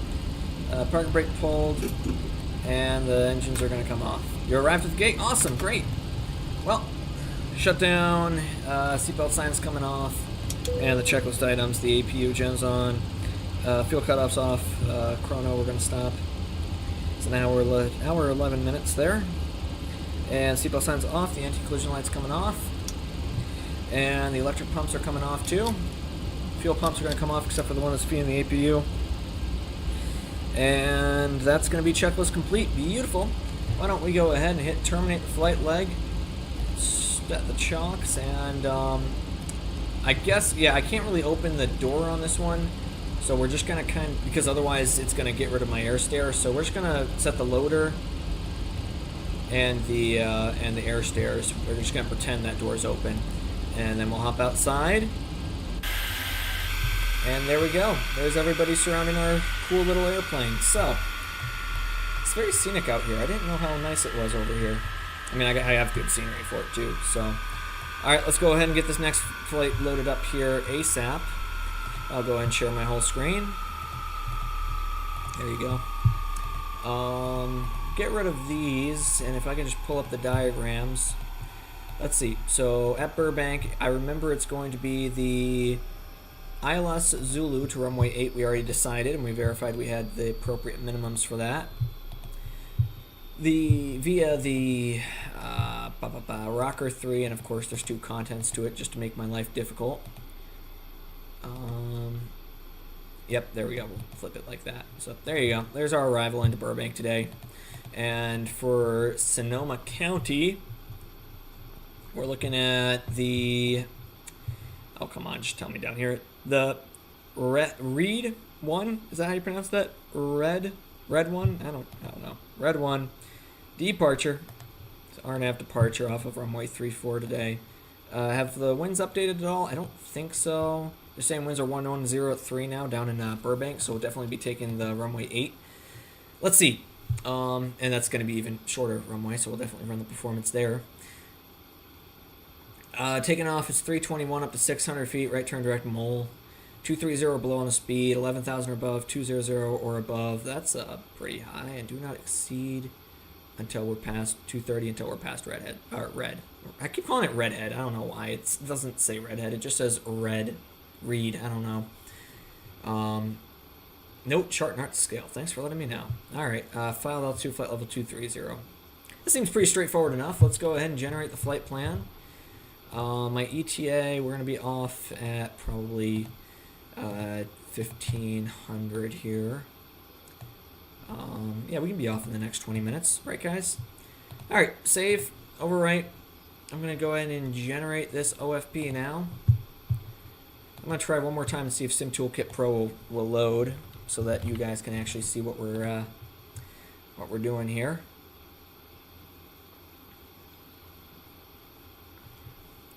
I wish it would, because then I can get the stream overlay and it looks cooler and the stream does better. But I don't know if that's quite going to happen today. Sign in. Yep, network error. That's great. Fucking awesome. All right, cool. View the PDF, and let's take a look at this. Cost index is 40. Hour 4 minutes again, so it should be about the same amount of time on the way back, as it was on the way there. Perfect. And 13.1, so we're going to burn a little bit more fuel, probably because we're using a higher cost index. Red one via Hadley, then Katina, then Kisco, and then Red Hot onto the Rocker 3. And we've got a few altitude restrictions we'll have to abide by here, so this will just take a few minutes to set up. Cool. I should probably also go in here and reset my IRSs,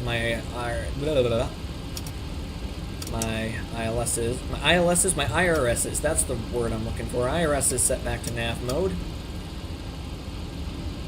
And, yeah, hop back over here. Yeah, I like this view. The plane looks good in this view right here. This will be a good screenshot, actually. Alright, there we go. Just to look through the rest of this briefing here. Routing looks good. 147 passengers aboard. It's going to be a payload of 33.8. And flight level 350.79 on the Mach. Let's go. Actually, it says 0.78. We'll do 0.79. We'll go fast. Gotta go fast. All right, cool. Let's see, Sonoma County. Winds are, altimeter is 3016, calm winds. It's going to be foggy tonight, but that's going to be later on, so we should be fine.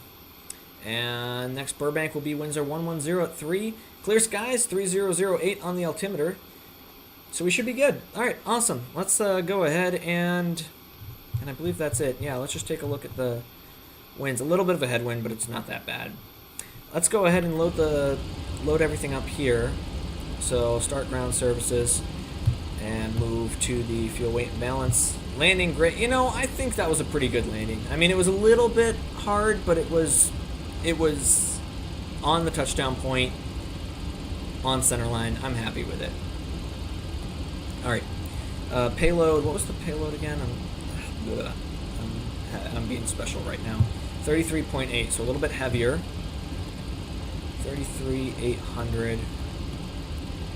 And now if I go back into payload, yep, there we go, 33.8. And the fuel on board was we'll do 13.3 because the APU is running here. So 13,300. And we'll go ahead and call the fuel truck, please. And thank you. Takeoff performance, this... Okay, does it know that I'm no longer out of Burbank? Hello? Maybe I need to load it into the FMC first. Yeah, that probably would help. Alright, init ref. We're departing KSTS. And if I put the route in, STS bound for KBUR. Bravo Uniform Romeo. Victor X-Ray Papa, we're going to be flight 164. There we go, departure. There we go. So now if I go over here, is it going to say takeoff performance? STS, perfect. We'll use flaps 5 again, taking off runway 32. And if I actually tell it that my, let's see, takeoff weight is for 141.6.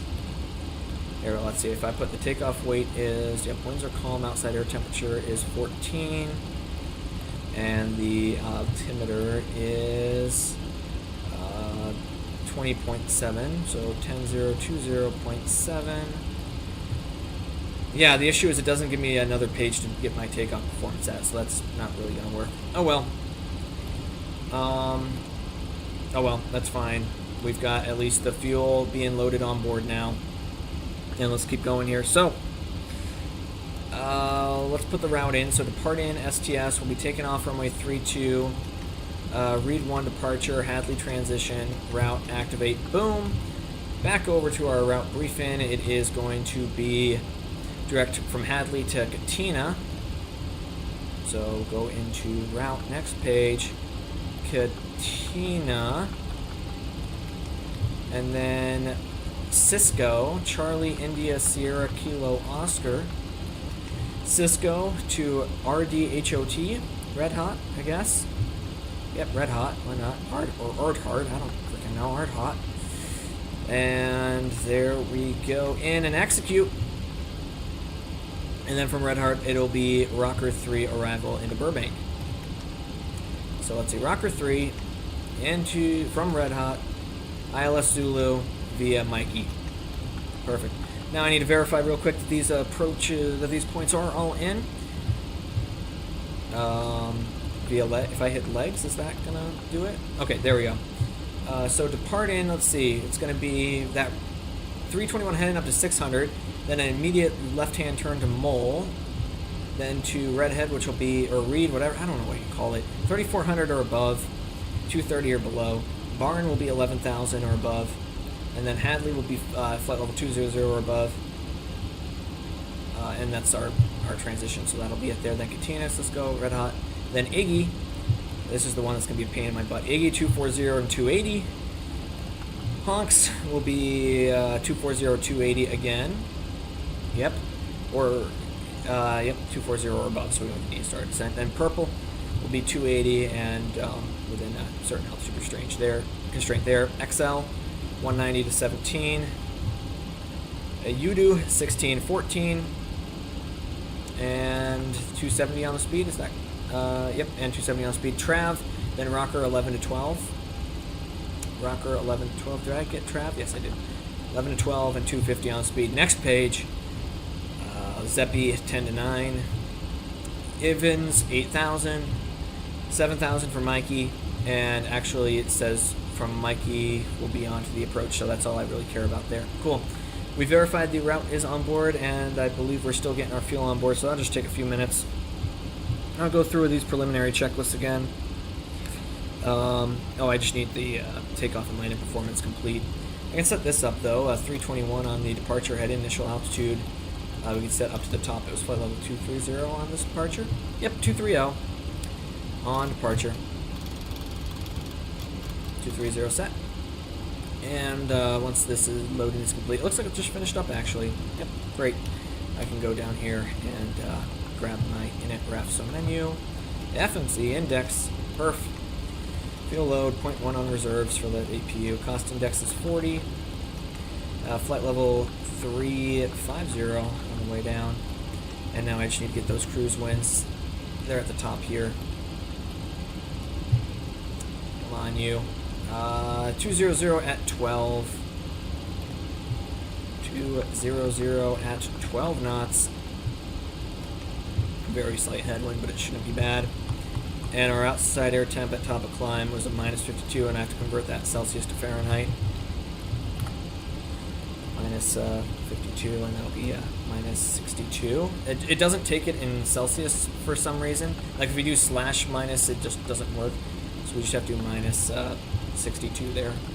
It's stupid, right? Why would it not work? I don't know. Execute N1 limit. We'll do max climb out for takeoff. Actually, we'll just do max for the takeout and then derated climb out, just like last time, since it's a shorter runway, but we don't have any terrain to clear. Flaps 5. The CG on takeoff is takeoff performance. No, not takeoff performance. 18.4 again. No, not 184. 18.4% Mach, and there we go. 134, 136, 146. So 0.75 on the trim tab set.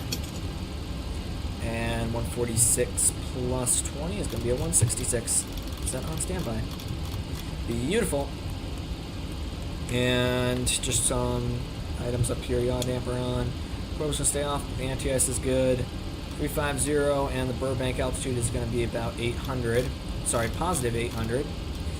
And everything else looks good to go here. So we'll run through that checklist. And we'll say start flight leg as well.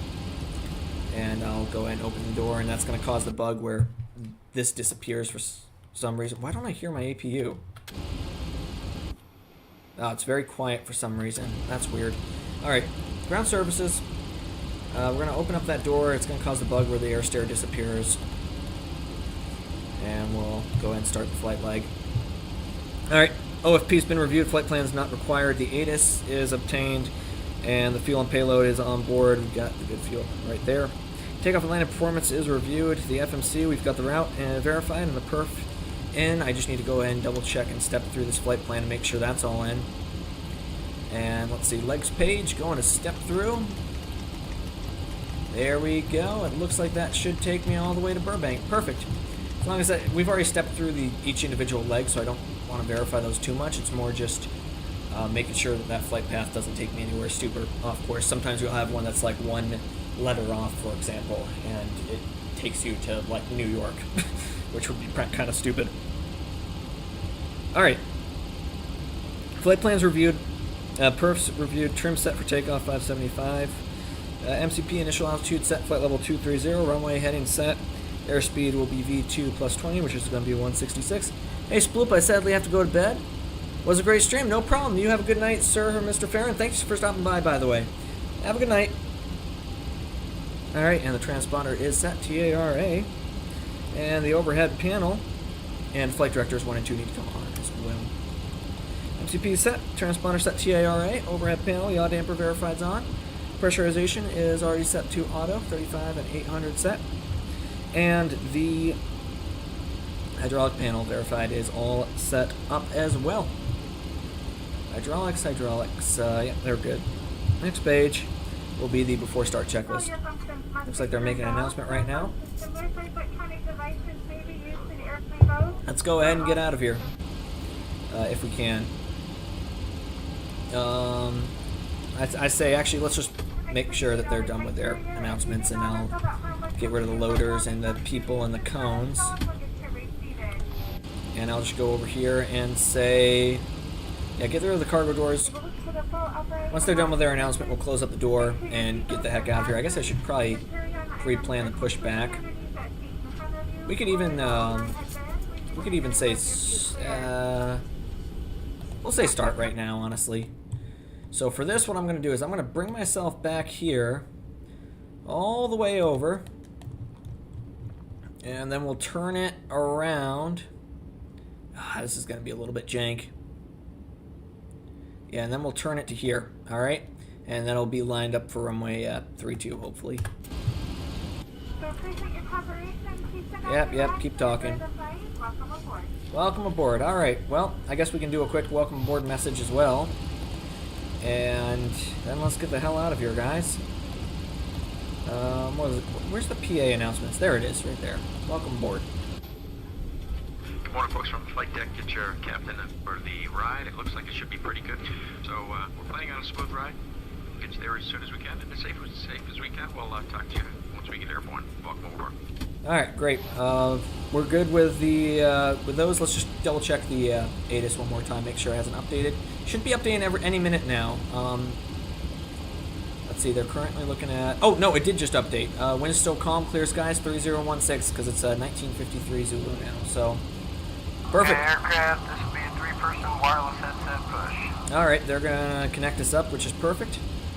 Here, and I should probably actually set this back to just X-plane, so that's all you see. And I say we close up the door. Come on, where's my doors? Ground surfaces. Yep, all this is removed. I'm gonna close up the door, and we'll put the seatbelt sign on too. Once we do that, departure clearance is received. We're offline, so it doesn't matter. ATIS and AWOS is obtained. Calm winds 3016 on the altimeter. APU power is established. We'll just double check up here. Yep, APU gen looks good, and the APU bleed verified is on. Okay, copy. Ease off, door lights out, bypass pin, park brake set, walk around complete, then doors next, panel. Alright, we've got everyone strapped in. Give us a ring if you need anything. Alright, so they're ready to go. I'm just going to finish my checklist and then we'll release the parking brake. They've got everyone strapped in, they say, so we'll go ahead and put the seatbelt sign on. Continuing here, APU bleed verified is on. The isolation valve is open. The fuel pumps are all coming on. Center pumps are going to be off. We've got nothing in the tanks there. Doors verified are all closed, and we've got the panel up there to verify that.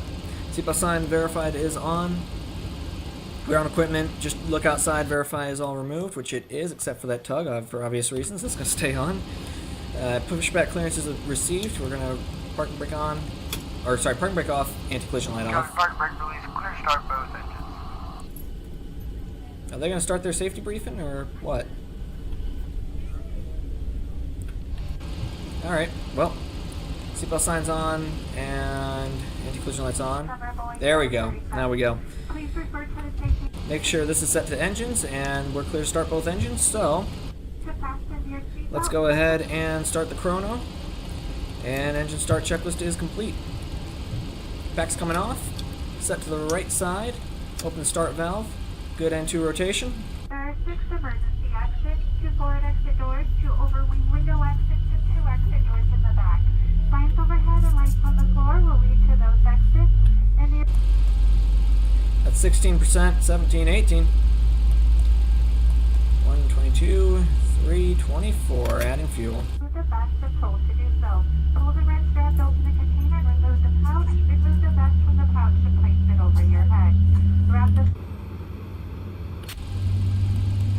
Just gonna keep an eye on this, make sure that this engine runs fine. Trying to give you guys some cinematics too to look at. Oh, we should probably cage this. Forgot about that. And start valve cutoff. It's the peak there at 473, so that's good. Are you gonna stabilize or what? Yeah, we'll leave it at that. Close enough. All right, starting up the left side. Open up that start valve. I love how it looks like we're going in the grass because of how small this is. Or in an overhead bin, leaving that area around your feet clear. Smoking, including electronic cigarettes, are not allowed on the air.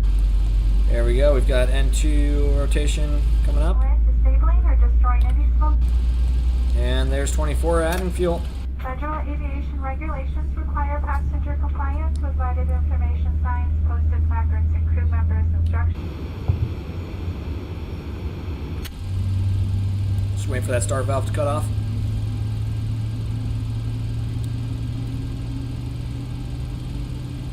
Should probably get the airport diagram out so I know that we're actually going to the right place here. Let's see. Field diagram. Yep, 3-2 is going to be at the end of taxiway Alpha next to. Alright, we'll set the parking brake. Let's keep going here. That looks like 2 stable engines. After start, we're going to go ahead and turn the generators on and verify good current on both of those. Yep, gens 1 and 2 are on. Anti-ice, pitot heat, and windshield heat is on. Everything else is going to stay off. Bleeds 1 and 2 are on. The APU bleeds coming off. Valve to auto, packs coming on. I'm actually going to turn those off for the takeoff. Actually, it says as required. We'll turn them on for now because it's... Actually, no, it's not even that cold. We're going to turn the packs off. We packs off and turn them on for the climb out since we only have 6,000 feet. APU is coming off now, and the engine starter is going to continuous. Auto brake's going to be set to RTO. Flaps are down here going to be set 5 for departure.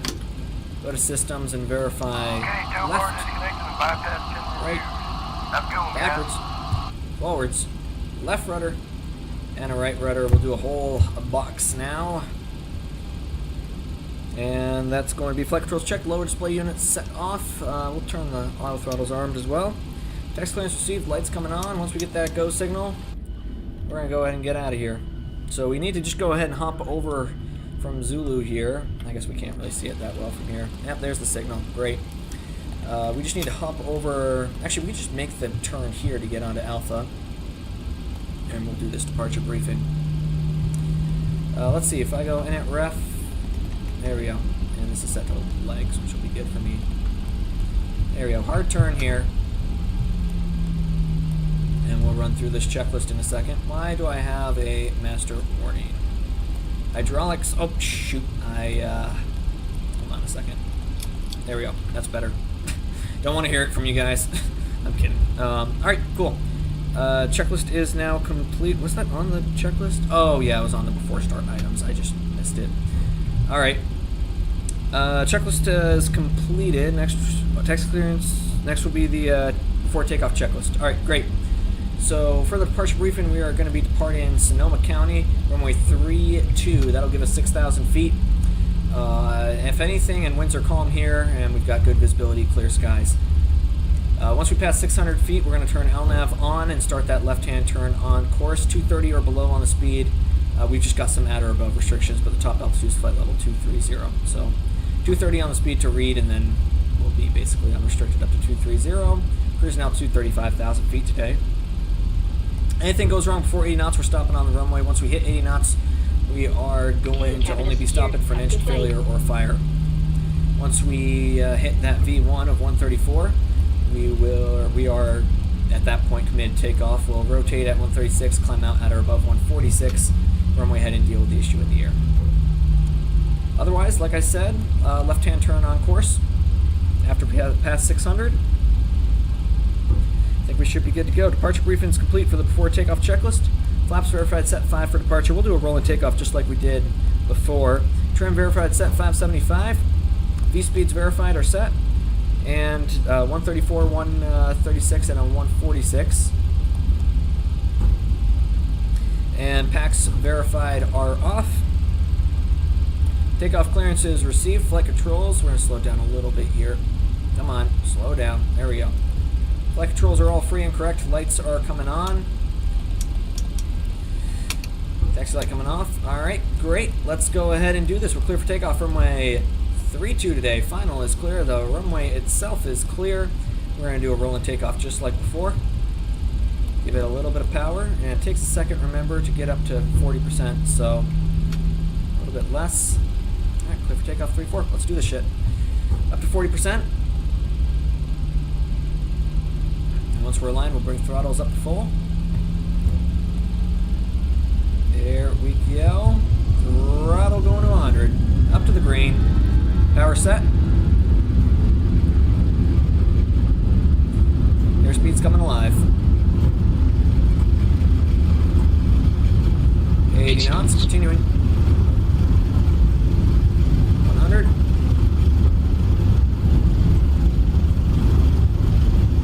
V1. Rotate. V2. There we go. Positive right. Positive rate of climb, gear up. Gear up. Every inch of that damn runway. Level change armed and ready to go. Retrimmer out. We're right past 600. LNAV comes on. And we're going to start that turn on course. Beautiful. Retrimmer out. Maybe next time we'll use more flaps than I did there. I'm going to hand fly it for a minute. I don't usually get to hand fly on this departure. Basically just adjusting the trim for now. Man, this is so fun. Alright, I'll start to roll out the bank a little bit here. Fine, if you insist.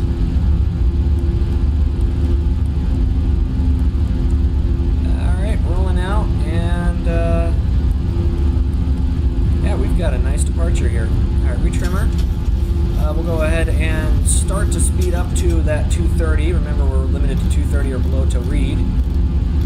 So I'll just put the nose down a little bit. There we go, there's 230 set. And we'll work the first notch of the flaps out. Start that turn back on course here for that heading to read. Yeah, I'm going to overshoot it slightly, but that's fine. Next notch coming up. I'm going to turn the autopilot on now. And the pack's on too. Just so we get some good airflow in the cabin. And flaps all the way up. Gear coming off. Auto brakes coming off. Turn offs coming off. Engine switches coming off. Flaps verified up. And gear is off. Beautiful. 230 set. Alright. Climb checklist. Gear verified is retracted. Flaps verified are up. Your autopilot verified is on command A. And the engine starters are coming off. Packs verified are on, and we've got, yep, differential pressure is starting to increase there, which is good. Cabin pressure checked, and the lights verified are all set. A little light can come off too, by the way. And, yeah, that'll be it. Going up to flight level 230. Auto brakes verified are off. Climb checklist complete. Next we pass at 10,000 feet, which will be in just a few short minutes. Man, I love hand flying. I don't know why I don't do it more often, honestly. Very scenic over here. I need to fly around here more often. There we go. Climb's starting to be reduced now.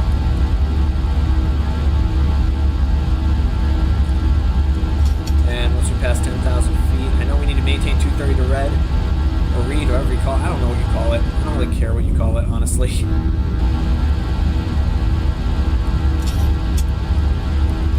Man, it's just so beautiful out here. Alright. 10,000 feet, lights coming off.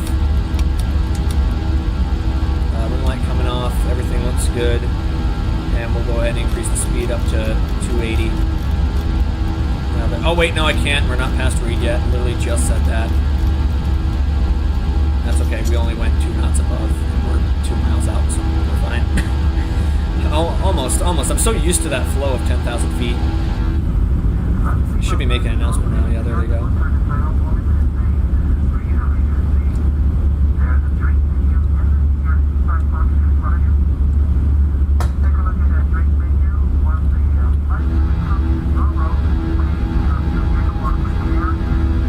Yeah, we're passing red read now, so we should be able to go up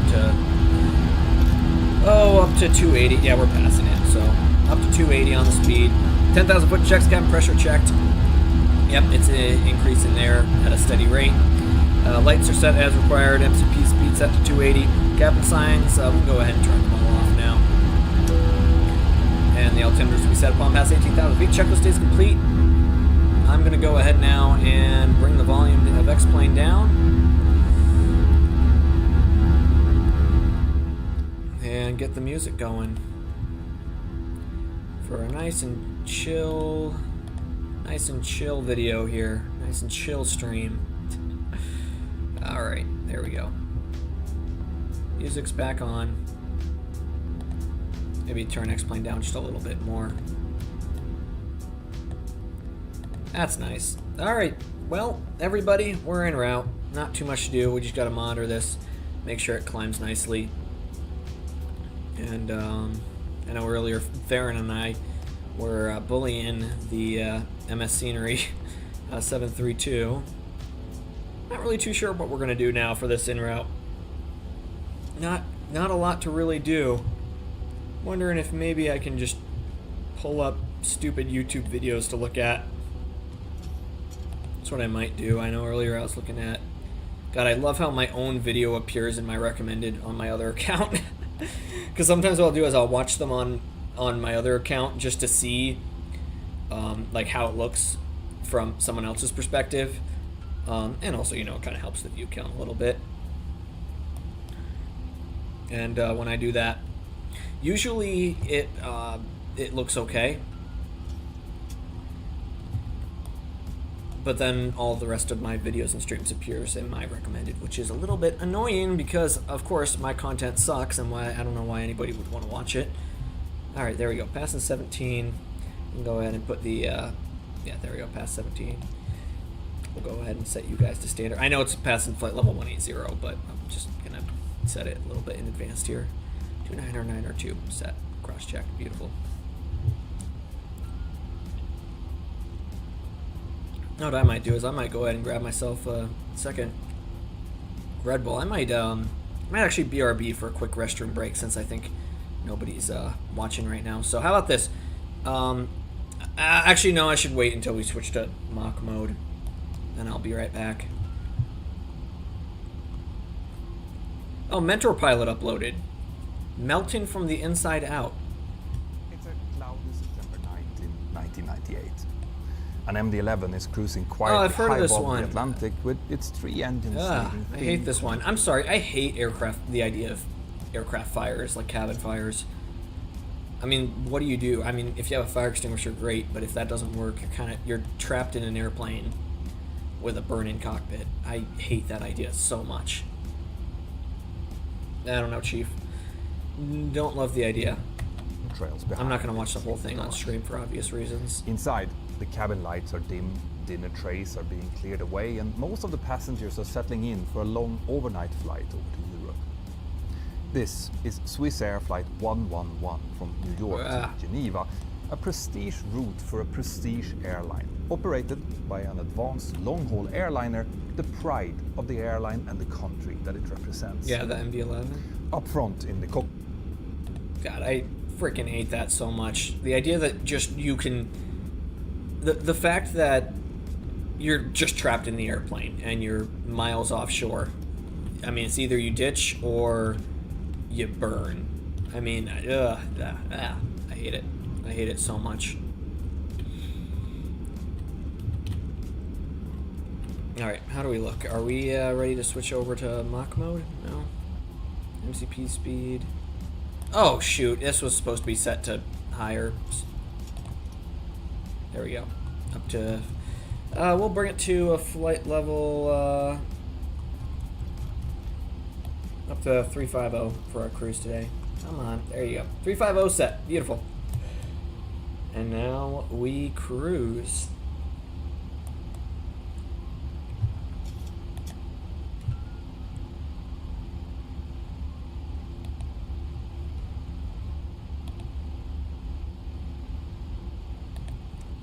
Well, we're not really cruising. We're still going up to flight level 350. What do we set our Mach mode to? Do we set it to a 0.67 or a 0.68? I don't know. What do you guys think? Not sure. I'm gonna go ahead and look at. Here's what I'm gonna do to pass the time. We're gonna go to Reddit, which I know it can be a little bit stupid, but we're gonna go to Reddit. r/flying. Prove your humanity. Yes, I am a person. I promise. And we're gonna read through people's posts that they made on Reddit.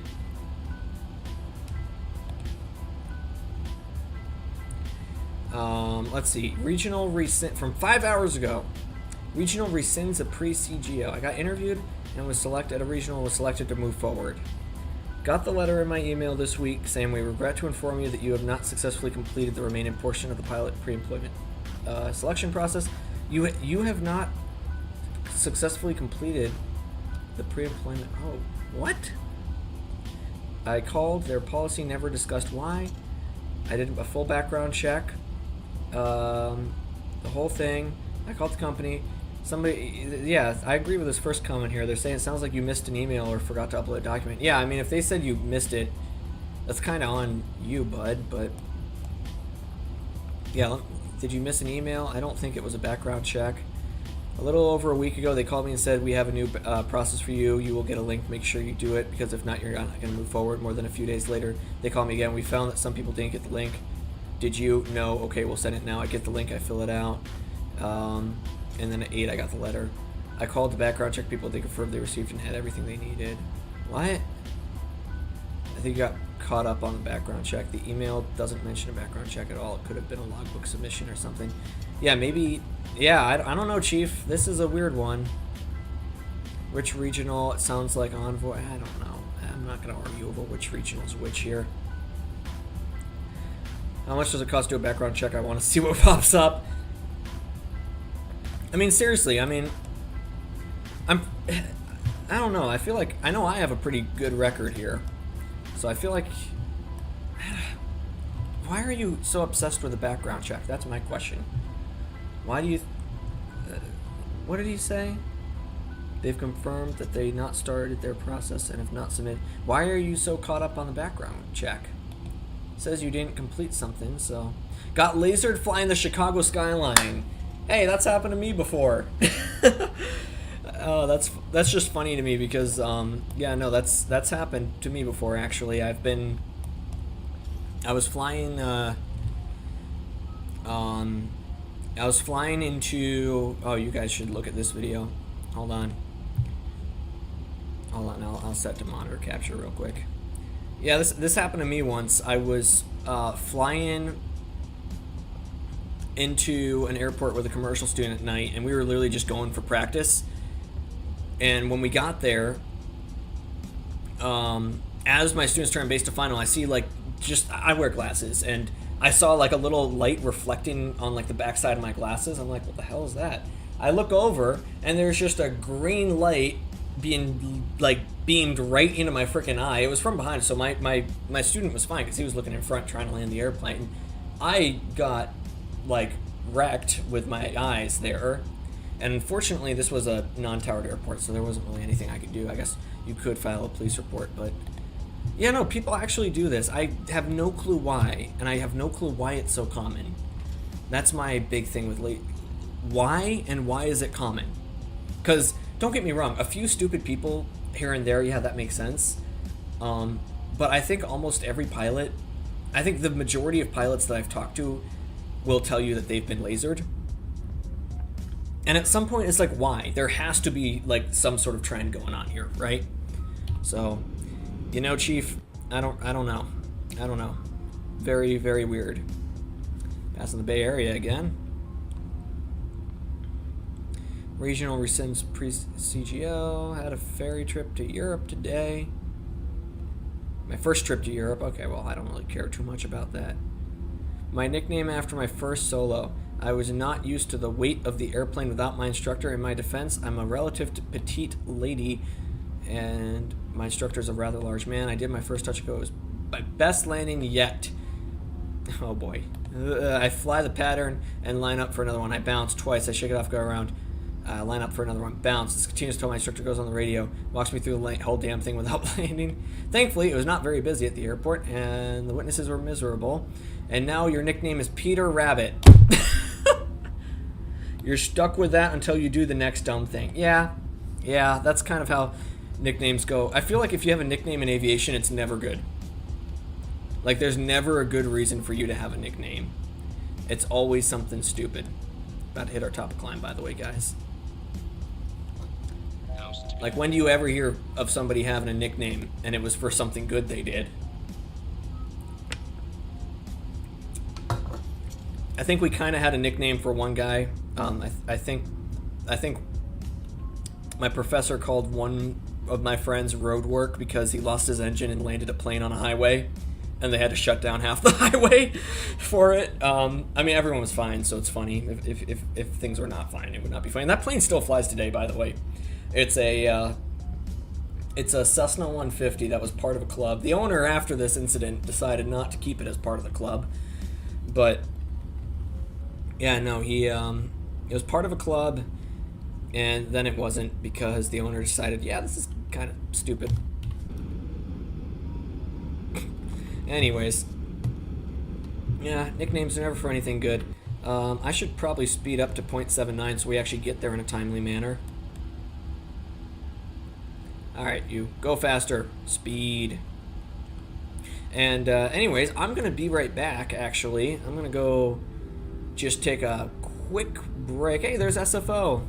Look at that. And I'll be back in like 1 minute at the very most. I'm probably just going to use the restroom and grab another Red Bull so we can keep the energy going all the way to back to Burbank. Where should we set the view? We'll set it to like about here. I think this view is going to be good. All right, see you guys in a few.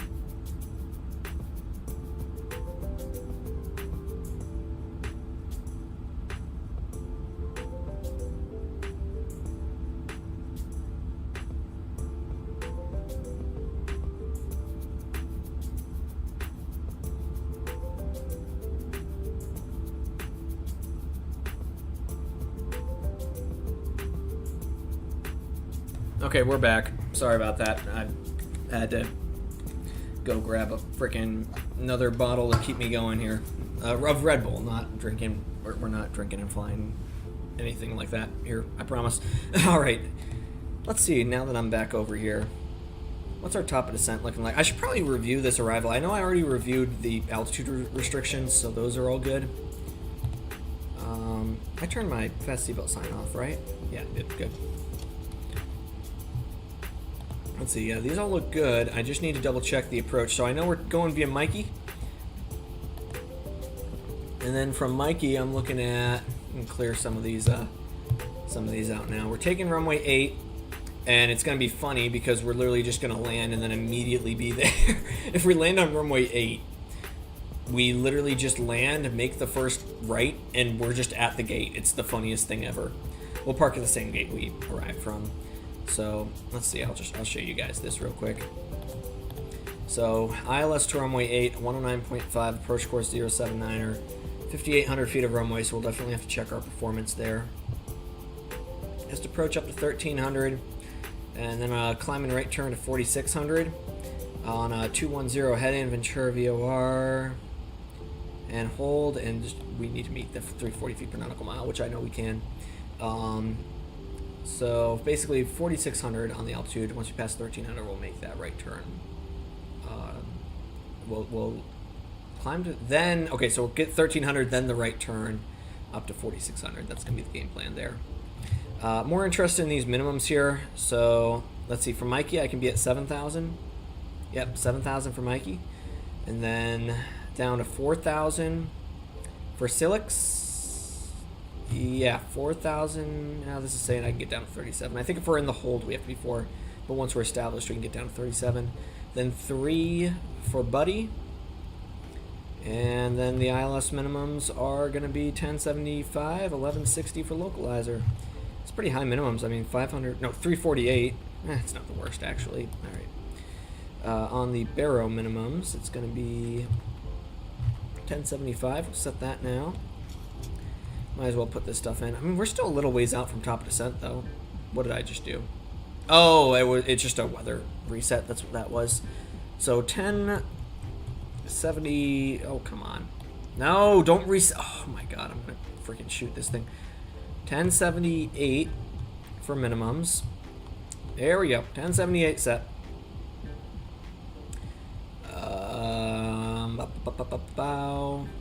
109.5. Yep, 109.5. Don't we? Oh, it was 109.3 before.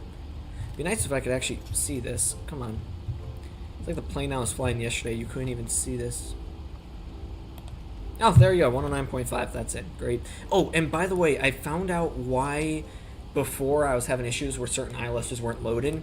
If you press the map and you go to IFR low en route, this box has to be unchecked. Basically, the default ATC was choosing which ILSs I can and I can use, and that's not very good, because then if I want to take like the ILS to, I think it was like 33 right or left, no, 33 right into all Boston, but ATC wants me to take the 4s for some reason, it's not gonna let me do that. If I'm going on VATSIM, well, that's a problem. All right, 109.5, the approach course 079, or we'll set that up.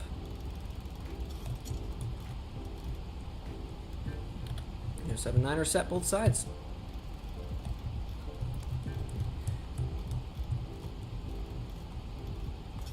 Okay, cool. Let's see what the weather is looking like at Burbank. We're looking at winds out of 210 at 3 knots. Skies clear. Temperature 27. Dew point minus 23006 now on the altimeter. Somebody tagged me. Hold on. Let me just read this. It might be about the. It might be about the auto ortho that I was asking about. It depends on how many regions you install. North America is 35 gigabytes. That's actually not bad. 35 gigabytes is really not bad. I thought it was going to be a lot worse. Okay, cool. I'd have to uninstall a few things, but that's fine. Let's see. So 3006 on the altimeters set on standby. You can set them on standby with the 7.3, so that's kind of nice. 3006 and a 3006 set standby, and throw it over here as well. 3006. Yeah, this is just a standby one, so we can set this up, even though it's technically not, even though we're technically in Class Alpha airspace. So if we lose our primary altimeters, then yes, we will set you back to 2992, but who cares? Cool. Cool and good. Let's open us this Red Bull and keep going for a little bit.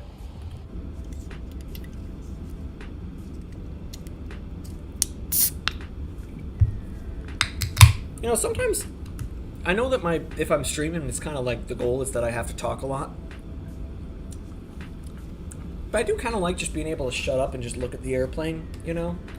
Like, I was flying, I did a flight in real life the other day. I'm with a student. And the student's really quiet. And I love that. Like, I love it when it's a student that you can fly with. And yeah, you teach them some things. You talk them through how to do the flight and, you know, the performance calculations of a long cross country with a commercial student. But when you get to a point where, you know, you've gone over all the performance diversion opportunities, and every now and then, yeah, you'll bug them with different scenarios, but then you're en route and you can just shut up and enjoy the silence. I love it. Maybe that makes me a horrible pilot, but I love it. I love being able to shut up and just take in the sights.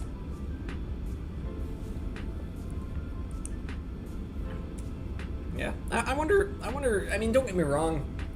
I like being able to have somebody to talk with every now and then. And I guess I do talk a lot myself, so I guess I can't really complain, but, you know, I don't know. I guess I feel like it's awkward when you're talking with somebody who talks a lot and then you're just silent the whole time. Whereas if I'm flying with somebody who never talks, it's like, peace and quiet, you know? I don't know. That's just me. Let me like my notifications.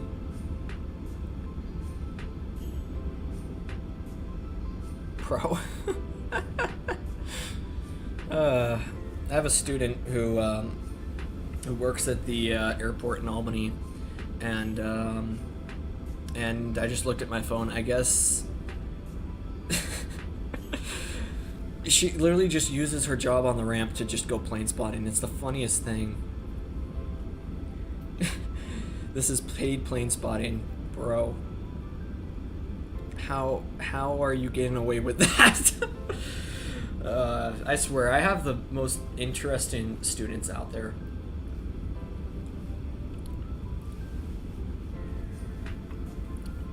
They're all either the chillest people ever.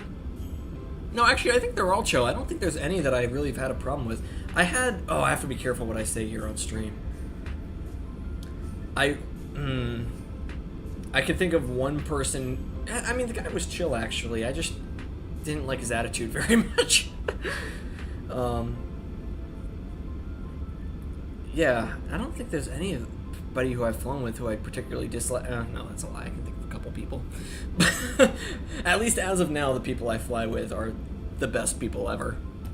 I shouldn't say the best. I mean, some of them are a little special, but that's fine.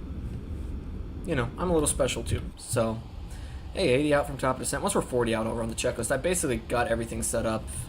We should probably review our landing performance, actually, since we only have 5,800 feet of runway here. Let's see, we're looking at, come on, landing performance at Burbank, runway 8. We'll definitely do flaps 40, condition dry. What was the weather last reported over at Burbank, KBUR, as we call it? You're looking at 210 at 3. Okay, now it's out of 210. What the fuck? Really? Winds 21? I mean, it's only 3 knots. Is that really gonna kill me if we land with a 3-knot tailwind? Let me try it. Let's see. 210 at 3. Oh wait, sorry. Winds are 210 at 3. Okay. And the outside air temperature is a 27. And the altimeter is a 1016.6. Fuck you. 1016.6 in and good to go there. And let's see what our landing weight is. Payload. Landing weight will be 135.6. So if I put that in landing performance, 135,600. Anti-ice off, brakes all, speed brakes auto, no added reverse credit. And we'll add 5 to our VREF. Sounds good to me. Max auto brake will be using, we'll call that 1,200 meters. Meters to feet. Yeah, let's see, 1,200. 4,000 feet. Yeah, we'll be fine on runway. And this is runway 8, right? With a 3-knot tailwind. Yeah, so we'll just use auto brakes max, and we'll be fine for this. Cool. Awesome. Cool and good, as they say. Let's see, 27 degrees Celsius, 1016.6. That looks good to me. Awesome. We still just streaming X-Plane? Good. Awesome. Depends on the region. 35 gigabyte. I think, honestly, I might try that auto ortho. If it's only 35 gigs for North America, that's not horrible. Getting close to our top percents. We'll start those checklist here in a few minutes. But yeah, no, so if we use auto brakes max, even with the 3 knots, it's still going to be fine, it looks like. And the outside air temperature is 27, because, yeah, that's showing about, what, 4,000 feet? Is that what that said when I did the conversion? Yeah, 4,000 feet, not bad. Cool. Yeah, imagine this with auto ortho. That'd probably be sick. With the mouse so you guys can enjoy.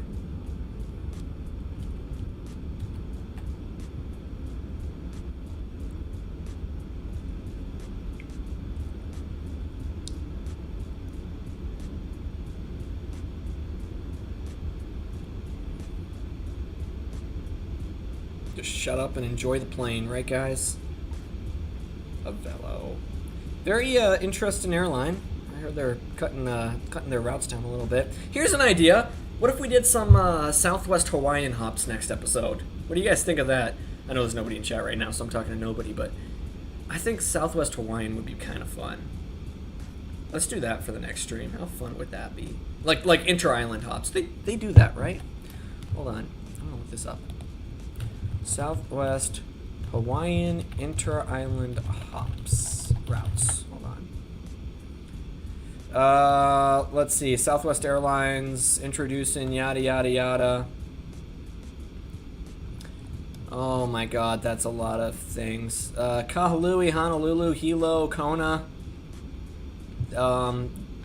Could we fly like Hilo to Honolulu or like Kahului to Honolulu and then back? I might try that. See if that'll work. Yeah, let's try that. Why not, guys?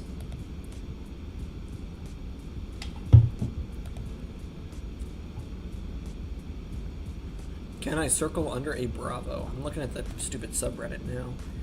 I'm a fresh private pilot and an instrument rating, and oh, so you have an instrument rating, so it's not like you're completely brand new to this shit. I'm taking my sister up for her first flight soon. I really want to show her her house from above. It sits under a Chicago shelf. This shelf starts at 1,800, and unfortunately, I will violate 91, 119, 1,000 feet with obstacles within 2,000 feet.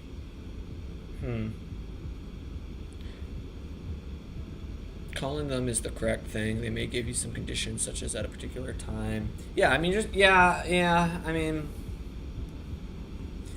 I don't know what the obstacle is that you have to be 1,000 feet above. I mean, obviously, I know any obstacle within a congested area, you have to be 1,000 feet above, but I'm wondering if it's just like a small cell tower. Although 2,000 feet is kind of close. Yeah, actually, no, 2,000 feet is kind of close. If there's really like a cell tower that gets up that high, that's within 2,000 feet, you probably don't want to circle there. I act like as if I've never circled near a cell tower. All right, 40 out from top descent. Let's go ahead and run a checklist here. All right, before descent checklist, the ATIS and AWAS, we'll just reobtain them real quick. Loaded up right now. Burbank, winds are 210 at 3 knots. Skies clear, temperature 27. That's what I put in my performance, right? Temperature 27, dew point -2, altimeter 3006. The altimeter is set 3006, all 3 of them on standby. Great, good.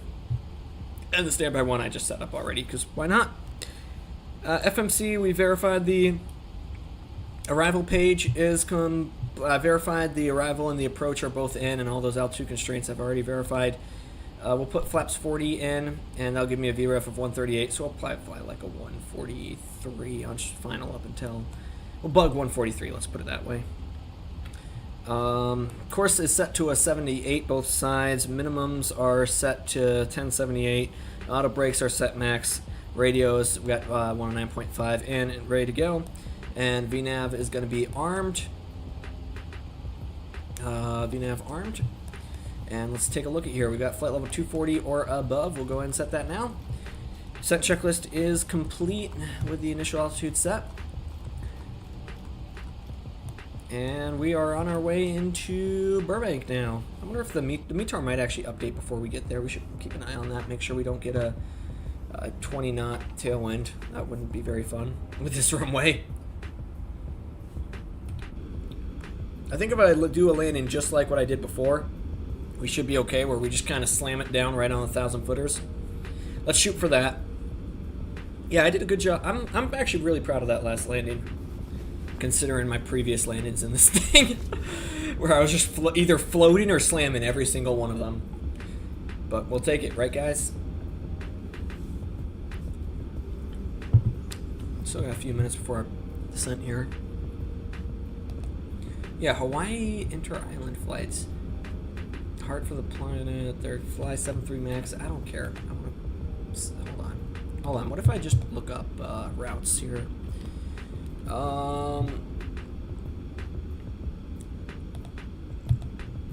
Let's see. They fly from Honolulu to Maui, Kauai. Okay, there's no way that's pronounced Kauai. Kauai. Okay, you know what? Fuck it. We'll call it that. Kona and Hilo, and then from Kahului they fly to the Big Island, Oahu, and Kauai. So actually, yeah, you could literally just fly. Like, I mean, I think that'll be the next stream, actually. Let's go to Hawaii, guys. Hawaii inter-island. That'll be fun. It's somewhere new. I don't usually do that.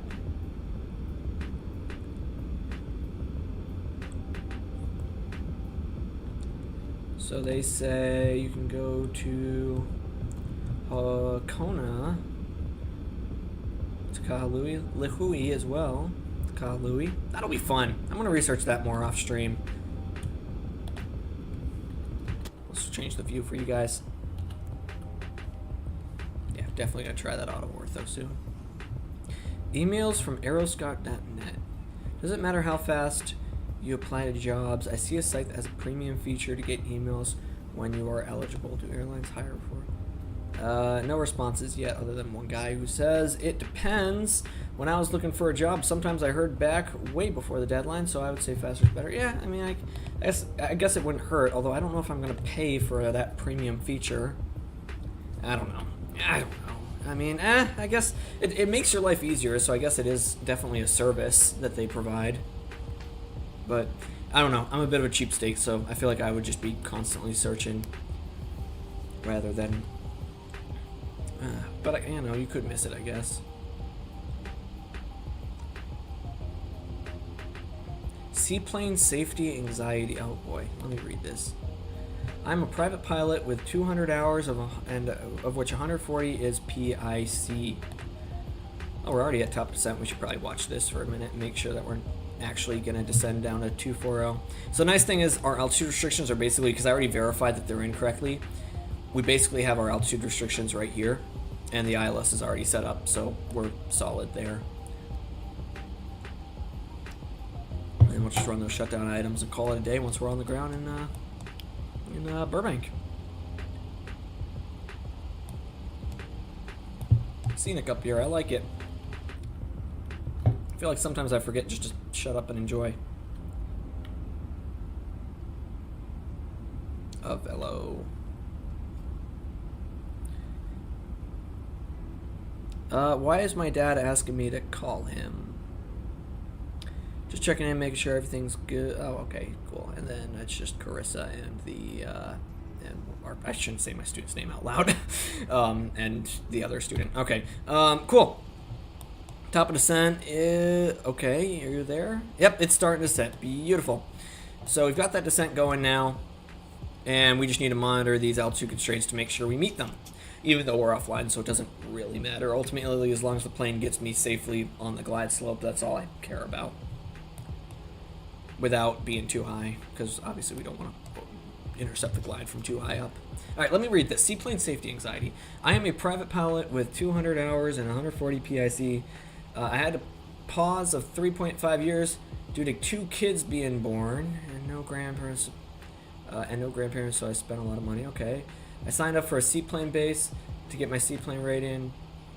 And I'm just nervous. Oh, okay. Well, I can't really help you there because I don't fly seaplanes. Yeah, sometimes I read these things and I'm like, damn, that's crazy. Yeah, started our ascent into Burbank though, so it should be there. Here, we can get you guys a live ATA too. If I go to legs, route data. Let's see, you're looking at, let's say runway 8 will be at 2203 Zulu. So we should actually double check the METAR when we're on approach there.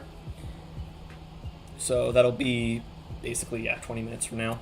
We'll be on the ground. That's not horrible. I guess I gotta get used to these longer streams because I've, this isn't even that long. I've been streaming for like, what, 3 hours now? Yeah, I've got some plans for upcoming streams. I've got a bit of a challenge in store for next month that will involve a lot of cruise streams, which I know sounds boring, but I promise you at the end it will be. We can make a very exciting video out of it. That will not just be me sitting in cruise for 20 hours. The live streams will be. Yeah, they'll absolutely be this, but it'll be fun. I promise. I'll try to make the route somewhat interesting, but pilot advice. As a CFI, I was instructing a check ride prep flight that consisted of 3 approaches and a lot of vectors directly to the next approach over the span of 1.3 hours. Student became task saturated. I did as well, trying to teach and catch up to him. Ultimately, I've got to switch tanks on our last approach we met, and the engine lost power. Okay, so you're in a PA-28. I immediately went into navigating as I had to troubleshoot and turn the plane back on course, but I knew we had little altitude and had to land. Ended up landing on a ranch. Yeah. So that's something you can do. I shouldn't bully the guy. It's I can understand. So basically, this is classified as an accident, which sucks because that's definitely gonna be your fault here. But that's okay. Let's keep reading this. I've worked with the NTSB and FAA promptly and professionally. The FAA assigned my case, called me, and said not to stress my career, and that it will be a long one, and at most I'll have remedial training. I accept responsibility because we could have taken off with more fuel. This happened 2 months ago. I'm still looking for a job, but have flown around 35 PIC since with a buddy. Ouch. Dude, if something like this prevents you, then there's a lot of pilots that would be out of jobs. Yeah. You're not going to be completely cooked in forever, I think. It amazes me that there are aircraft without fuel crossfeed valves. Well, I think in the PA-28, the idea is that I believe you can only... Although you're right, you could literally just solve the problem by adding a crossfeed valve between the tanks. Because I know the reason we can't drain from both at the same time is because there's not enough suction from the fuel pump to support that. If it's a low wing, obviously, I mean, Cessna, you're fine. But, oh shit, we're about to hit an altitude constraint. Let's set you down now. 200. There we go, 200 set. I should probably watch this because we're going to be on the ground here in no time. But you're right, you could literally solve this just with a line. Although I know that, because when I did my multi-training, we had a crossfeed line, and they basically said don't use it unless you absolutely have to. And the reason is because you're basically, it's the lowest point in this fuel system here. So any moisture sediment is all going to collect at the bottom there and sink to the bottom. So you're using the worst fuel, basically. So, yeah, I don't know. Although that was a cross-feed line from between the tanks, basically. All right, turn on course now. Let's take a look here. Get right past 18,002. 17 will be my next altitude constraint. Plane's actually going to level itself off for a minute, which is nice. So we'll set you down to 17 for this next one. There we go. Cool. Yeah, this is nice. Plane seems to be doing its thing pretty well. Do we have speed constraints too? I don't think so. We've got 280, nah. We'll meet 280, no problem. All right. There we go. Descending now down to 210.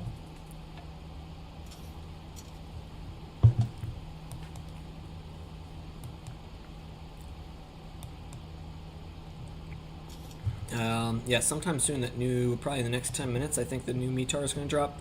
So we need to make sure it's not going to be a very strong tailwind, otherwise we might be kind of cooked here. Hopefully not. Hopefully we'll be fine.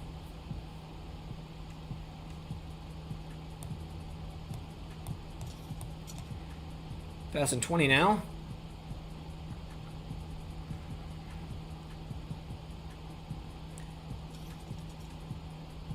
Yeah, once we get past 19, I'm going to set my altimeter standard 30, or to, not to standard, but to the local altimeter of 3006 at Burbank. And probably once we do that, we should start to brief this approach, because that's going to come up pretty quickly with these altitude constraints here. Yeah, there's a 19. I'll go ahead and set. We'll go ahead and set this altimeters to 3006. Both sides set. All right, great. 3006 set both sides. We'll go down to 14 now. And with that set to 14, we're going to go ahead and brief this approach. I'll share my screen, my whole screen here as well, so you can see. All right, we're taking the ILS Zulu into runway 8 at Burbank. 109.5 and 079, not 078 on the approach course. Set both sides. Let's see, a lot of notes here. Let's just read these real quick. 5,800 feet of runway, touchdown zone 727, 778 on the field elevation. Localizer are usable within 0.9 miles of threshold. So when we're a mile out, we need to go ahead and fly just by hand. Straight ins, runway 8 at night. Circle in at night requires a operational virtual guide slope to remain at, and you must remain at or above until threshold. This is at night, doesn't apply to me. Circle in, not circle in. Not circling, so this doesn't matter. And up table does not apply to the ILS. And if we have an up approach lights, okay, not worried about that. All right, so all we need to know is take the airplane by hand when we're a mile out. Missed approach will be up to 1,300, then a climbing right turn to 4,600. So 4,600 from missed approach altitude, and we'll do that at 1,300. And I verified we meet this climb gradient, so that's good. On that 210 head in, and radial 086, so we'll have GPS equipment for that. 3,700 for Silix, 3,000 where we'll intercept the glide at 3,000, and then 3,000 for Bud, and then also 3,000 at Buddy. I believe the reason for this, yeah, localizer only. So if we have the glide slope, we'll intercept the glide slope before Buddy. But if we don't, if we're approaching Buddy, we're going to stay at 3,000, and if we don't have a glide slope, we're going to stay at 3,002 Buddy, then start that descent down to localizer minimums. Okay? Up to 1,300, then the right turn up to 46. Any questions? Nope? Awesome. Cool. Approach briefing is completed, and I'll set you back to just looking at X-plane here. All right, cool. We're looking at 11,000 for our next altitude constraint. We're almost there. I'm going to go ahead and start turning the sim volume up a little bit. I like to bring it up incrementally. It gets pretty loud right here.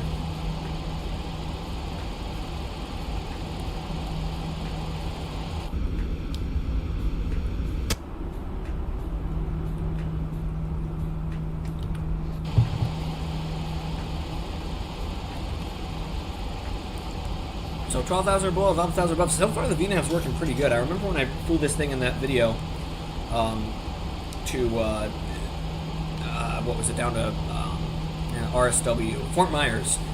It was, VNAV was like putting me way above my altitude constraints, but so far it's doing pretty well.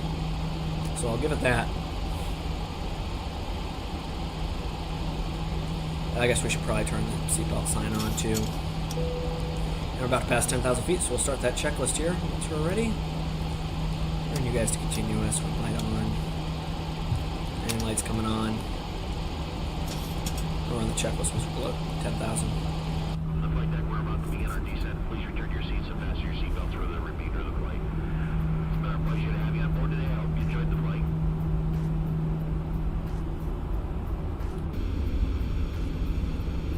Looks cool.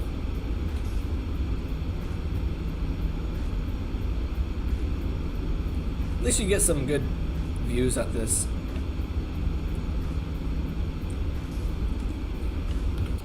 Now remember, once we land, I actually might...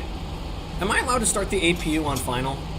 I'm going to try to start the APU on final. That way, once I land, the APU is already running. Because basically at Burbank, you exit right, and then just immediately, boom, you exit right, and then you're right at the gate. So what I might do is just, set the, just turn the APU on final. I don't know if I'm allowed to do that on this plane, but we're going to do that. Because I remember when I landed Shamu here, I kind of just turned the APU on and then had to wait like a few minutes with the engines running at the gate. That was a little awkward.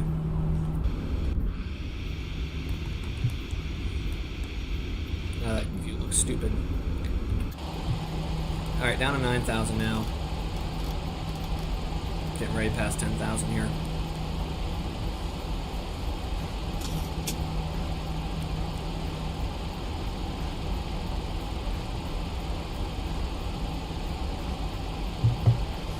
There we go, passing 11,000. And there you go, 10,000 or below, and then 11. So it's going to level off at 10. And once we start that descent below 10,000, we'll run the 10,000 foot checks. Approach briefing is complete, and right around now I need to be looking for that new altimeter setting. Hey Brandon, welcome man. You're about to catch the last approach of the stream. Sorry about that. No, you're fine. You're fine, dude. Yeah, no, we're on the last approach of the stream. Yeah, I need to set an actual schedule so that we're able to all watch, but that's fine. We're approaching Burbank right now. It's gonna be fun. We've got, I think we're supposed to use up like 5,000 feet of runway, and the we'll set this down to 8,000 now. We're supposed to use 5,000 feet of runway, and we've only got 5,800 feet, so this is gonna be fun. All right, we can run through the 10,000 foot check. Cabin pressure, or no, wrong thing. Approach briefing is complete. We're taking the ILS to runway 8. ATIS is reviewed one more time. Hopefully it updated. Come on. Yep, Burbank updated still 210 at 3 knots. Clear skies, altimeter 3006. Great, awesome. So nothing's changed, and that is the new timestamp though. So, yep, 20530 Zulu. Great, awesome. 1,000 or above. And remember, once we're Mikey, then we're going to be on the approach, so we'll have to start to slow it down before then. Lights are set, landing lights on, engine switches to continuous, wing lights on, seatbelt signs on, engines continuous. That's going to be the 10,000 foot check was complete. Next will be the before landing checks. Awesome. I can go ahead and mute the music now. Come on. Shut up, you. There we go. Shut up. And I'll go ahead and turn X-Plane's volume up to... There you go. There's 80%. That should be good.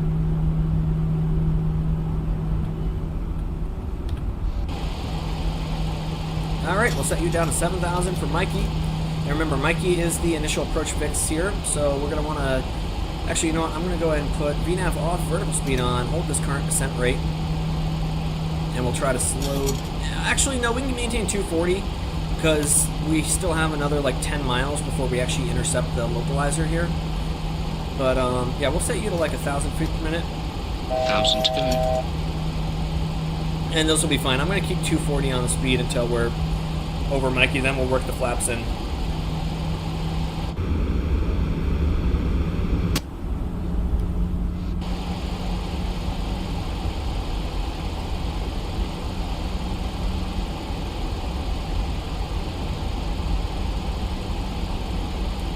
It's going to be 3,700 or above for Silix, and then 3,000 after Silix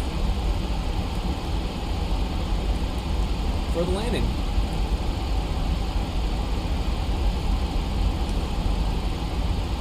There we go. 7,000. Gonna level off. Speed check below 250. Let's go ahead and work flaps 1 in.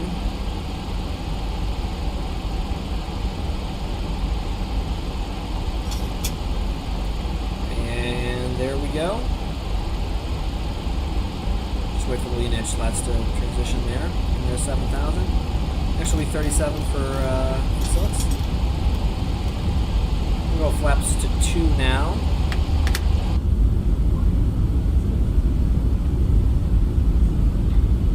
I took quite a turn. I've decided to put full study into Airbus, specifically the 320. Been doing a lot of research. Then, in that case, once you're done with that, you need to teach me, because I have not paid any attention to Airbus systems at all recently. So you're gonna have to teach me how to fly that thing once you're done with your research there. All right, we'll go flaps 5 now, and we'll go ahead and zoom in a little bit more. All right, hopefully this is gonna make that 37 or that 37. Oh, we'll be fine because we have 3,000 for Batty, so that for Buddy, not Batty. Yeah, no, I need to get into the Airbus too at some point, because I have a couple streams in mind coming up for the fly-by-wire and Microsoft Flight Sim. All right, we're gonna go ahead now and start to work this down to a speed of 180 for this approach. So yeah, once you're done with that, you're gonna have to teach me how to fly that thing. And once we're established, then I'm gonna go ahead and, I'm also gonna switch my heading around here. Yeah, that way we intercept the localizer. There we go, 101 is fine. Heading mode select on.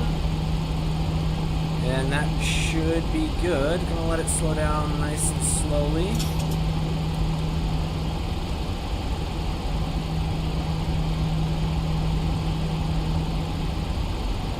And 210 is this next one. Right now I'm still on the first chapter, if you will. You're focused on how the aircraft works. That's fair. That's fair. No rush on it. No rush on it.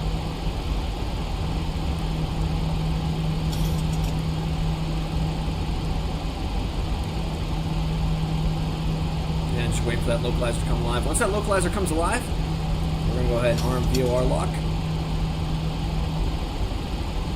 And fly this approaching. Yeah. There's the, the yellow and green and blue systems, I believe, on it. There's localizer alive. We'll arm that. There we go. 1,000 to go. Once we pass this, we'll set you down to 3,000. Looks like we've got the glide, though.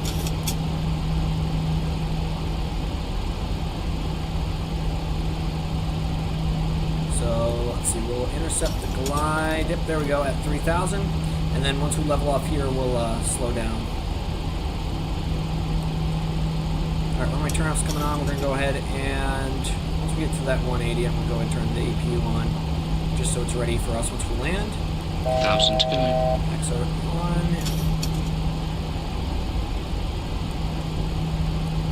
Remember, this approach should be 46 on this. Cool.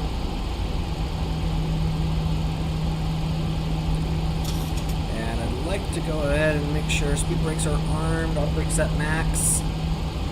Great. We're ready to do this. There's Van Nuys right there that we have to stay above.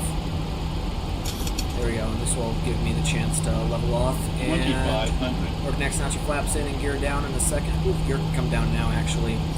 Yeah, I usually bring it down 1 dot above.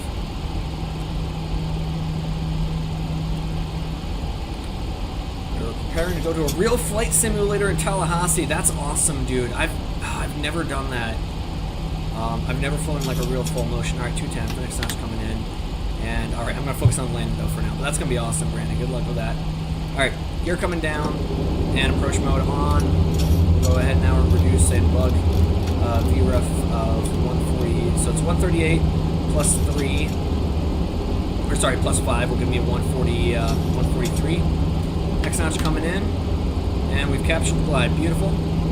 Gear down and 3 grain. We're going to work the rest of these flaps. We're going to go flaps 40 today.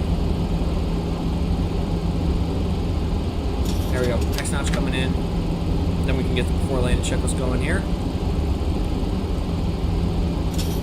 There we go. Flaps 30. Fields in sight. Remember, 1 mile out. We need to take the airplane by hand. All right.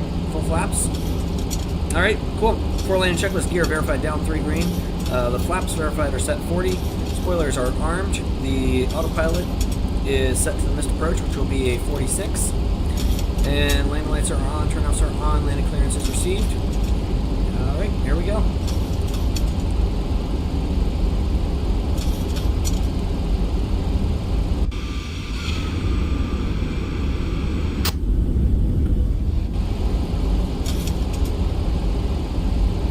Should be fun. So far, so stable. I'm going to take the throttles myself now, because I should have matched my actual throttles up before I did that. I think once we hit that last dot out here, we'll take the throttles by the plane by hand here. For the caution there. Hit this up, go. Oh, awesome! Great! That's Alright, 2.5 out. I'll take the airplane myself, just for safety. Alright, cool. And we've got the field in sight. Landing runway 8. Remember, not a lot of space here. Go ahead and just get a little more on center line. Yeah, not a lot of space here. So try not to float, which is in this airplane easier said than done. There we go. Get that correction in. 500.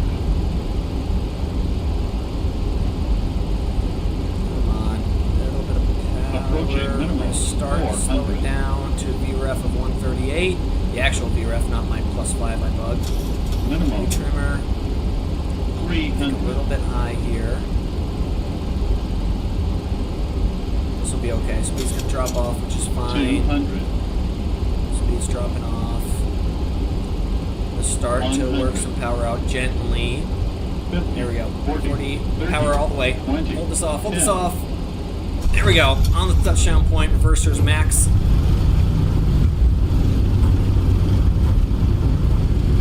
And max auto brake's doing its thing.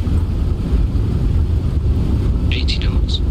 I'm happy with that. My throttles are a little bit cooked right now. Alright, I'm gonna disengage the auto brake. Take it from here. Come on, stop it. No, stop it. No, I did not say why are my auto brake's not coming off, because I need to give it power, I think. That's why. Alright, cool. Reese, thank you, Brandon. Yes, that was. Hey, you know what? That was pretty good. I'm happy with that. I have no clue where Avelo parks, and it looks like all the gates here are taken. We should probably get off the runway, though. All right, auto brakes off now, please, and thank you. Flight director's off. Oh, I said I was going to turn the APU on earlier, and then I forgot. Whoops. Can we park it right here? I think so. I guess I'm just going to have to exit here and go right into the gate and then wait for my APU to turn on again because I forgot to do that. Alright, flaps coming up. All these lights are coming off. Come on, slow it down a little bit. There we go. Just so we don't blind anybody. Strobes. There we go. This feels so stupid. I'm going to have to run the checklist while the APU fires up. And, yeah, we'll park it at the southwest gate because that makes sense, right, guys? It doesn't, but whatever. Alright, cool. We'll park it here. Ladies and gentlemen, you're going to have to remain seated for a few minutes. I'm happy with that landing. I don't know why, but I feel like I've gotten the hang of landing this thing. So, we'll stop it right here. Alright, cool. Parking brake set. After landing items, flaps are up. The speed brakes are up. The minimums are going to be reset. Flight directors 1 and 2 coming off. There already are. MCP reset to 100. And the APU is starting right now, and the anti-ice is all coming off except for the windscreen. And we'll turn, there you go, APU lead on too. And next will be the shutdown once the APU is on. So now we just sit awkwardly for 30 seconds. Or I could just shut off now. I mean, it doesn't really matter too much because I guess the passengers would like some electricity, right guys? The anti-ice is off, yeah, I know. Here, we'll turn the electric switches off, fuel pumps off. There we go. Cool. Come on. Let's go quicker. There we go. APU gen on. The bleed's already on. Isolation valve open. And we're going to kill the engines. And seatbelt signs coming off. Yeah, awkward silence. There you go. And anti-collision light off. Seatbelt signs off. Chrono stopped. It says that flight was actually quicker than our last one. Wow, that's surprising. Maybe because for the taxi, I just kind of gunned it. I don't know. Seatbelt signs off, fuel pumps off, electrics, hydraulics off. And we are terminating here, so why don't we go ahead and just turn... the rest are just pack items, so... Alright, folks, let's go ahead and set cones, people, chocks, all that up. And we'll go ahead and debrief the video. Sorry, Brandon, we kind of started at the very end there. Wait, so you're going to a full an actual simulator down in Tallahassee, you said? Is that, I'm guessing it's an A320? That's pretty awesome, man. Alright, there we go, and we'll get the stairs up too. Weird bug where I can't open the door with the stairs at the same time, or else it turns the stairs off, so I don't know. Probably turn the IRSs off too. Yeah, it's not the highest quality, but it's a 326. That's still pretty nice. Alright. Well, folks, I guess that's going to do it for today's stream. So, here's an idea, Brandon, that I had earlier after Farron left. What do you think of next stream being Hawaii operations with the Southwest 73? I see. Hey, yeah, no problem, man. Hey, thanks for stopping by anyways. I really appreciate it. But yeah, what do you think? Maybe I'm thinking maybe Hawaiian 73 ops next time. I just had the idea and thought, hey, that would be pretty fun. Good idea. Yeah, that's what I want to do. I guess we met the sub goal, so that's pretty awesome. Yeah, I think I said for the sub goal, if I hit it, I was going to, I think I said I was going to, like, do any route you guys suggested, I think was what my idea was. But now I'm already talking about doing Hawaiian ops, so, I don't know. Yeah, let me know if you guys have any route ideas. I mean, I think there's already a few in the chat, right? Or in the Discord, I mean. I'll take a look at them. Maybe we'll talk later and figure out what we'll do to celebrate that sub goal. All right. Well, Brandon, take care. Anybody else who watched, thank you so much for watching. Yep. Okay, awesome. Sounds good. We'll plan for that. Thank you guys all so much for watching, though. You guys all take care. Have a great rest of your days. And I'll see you all very, very soon. Have a good one, everybody.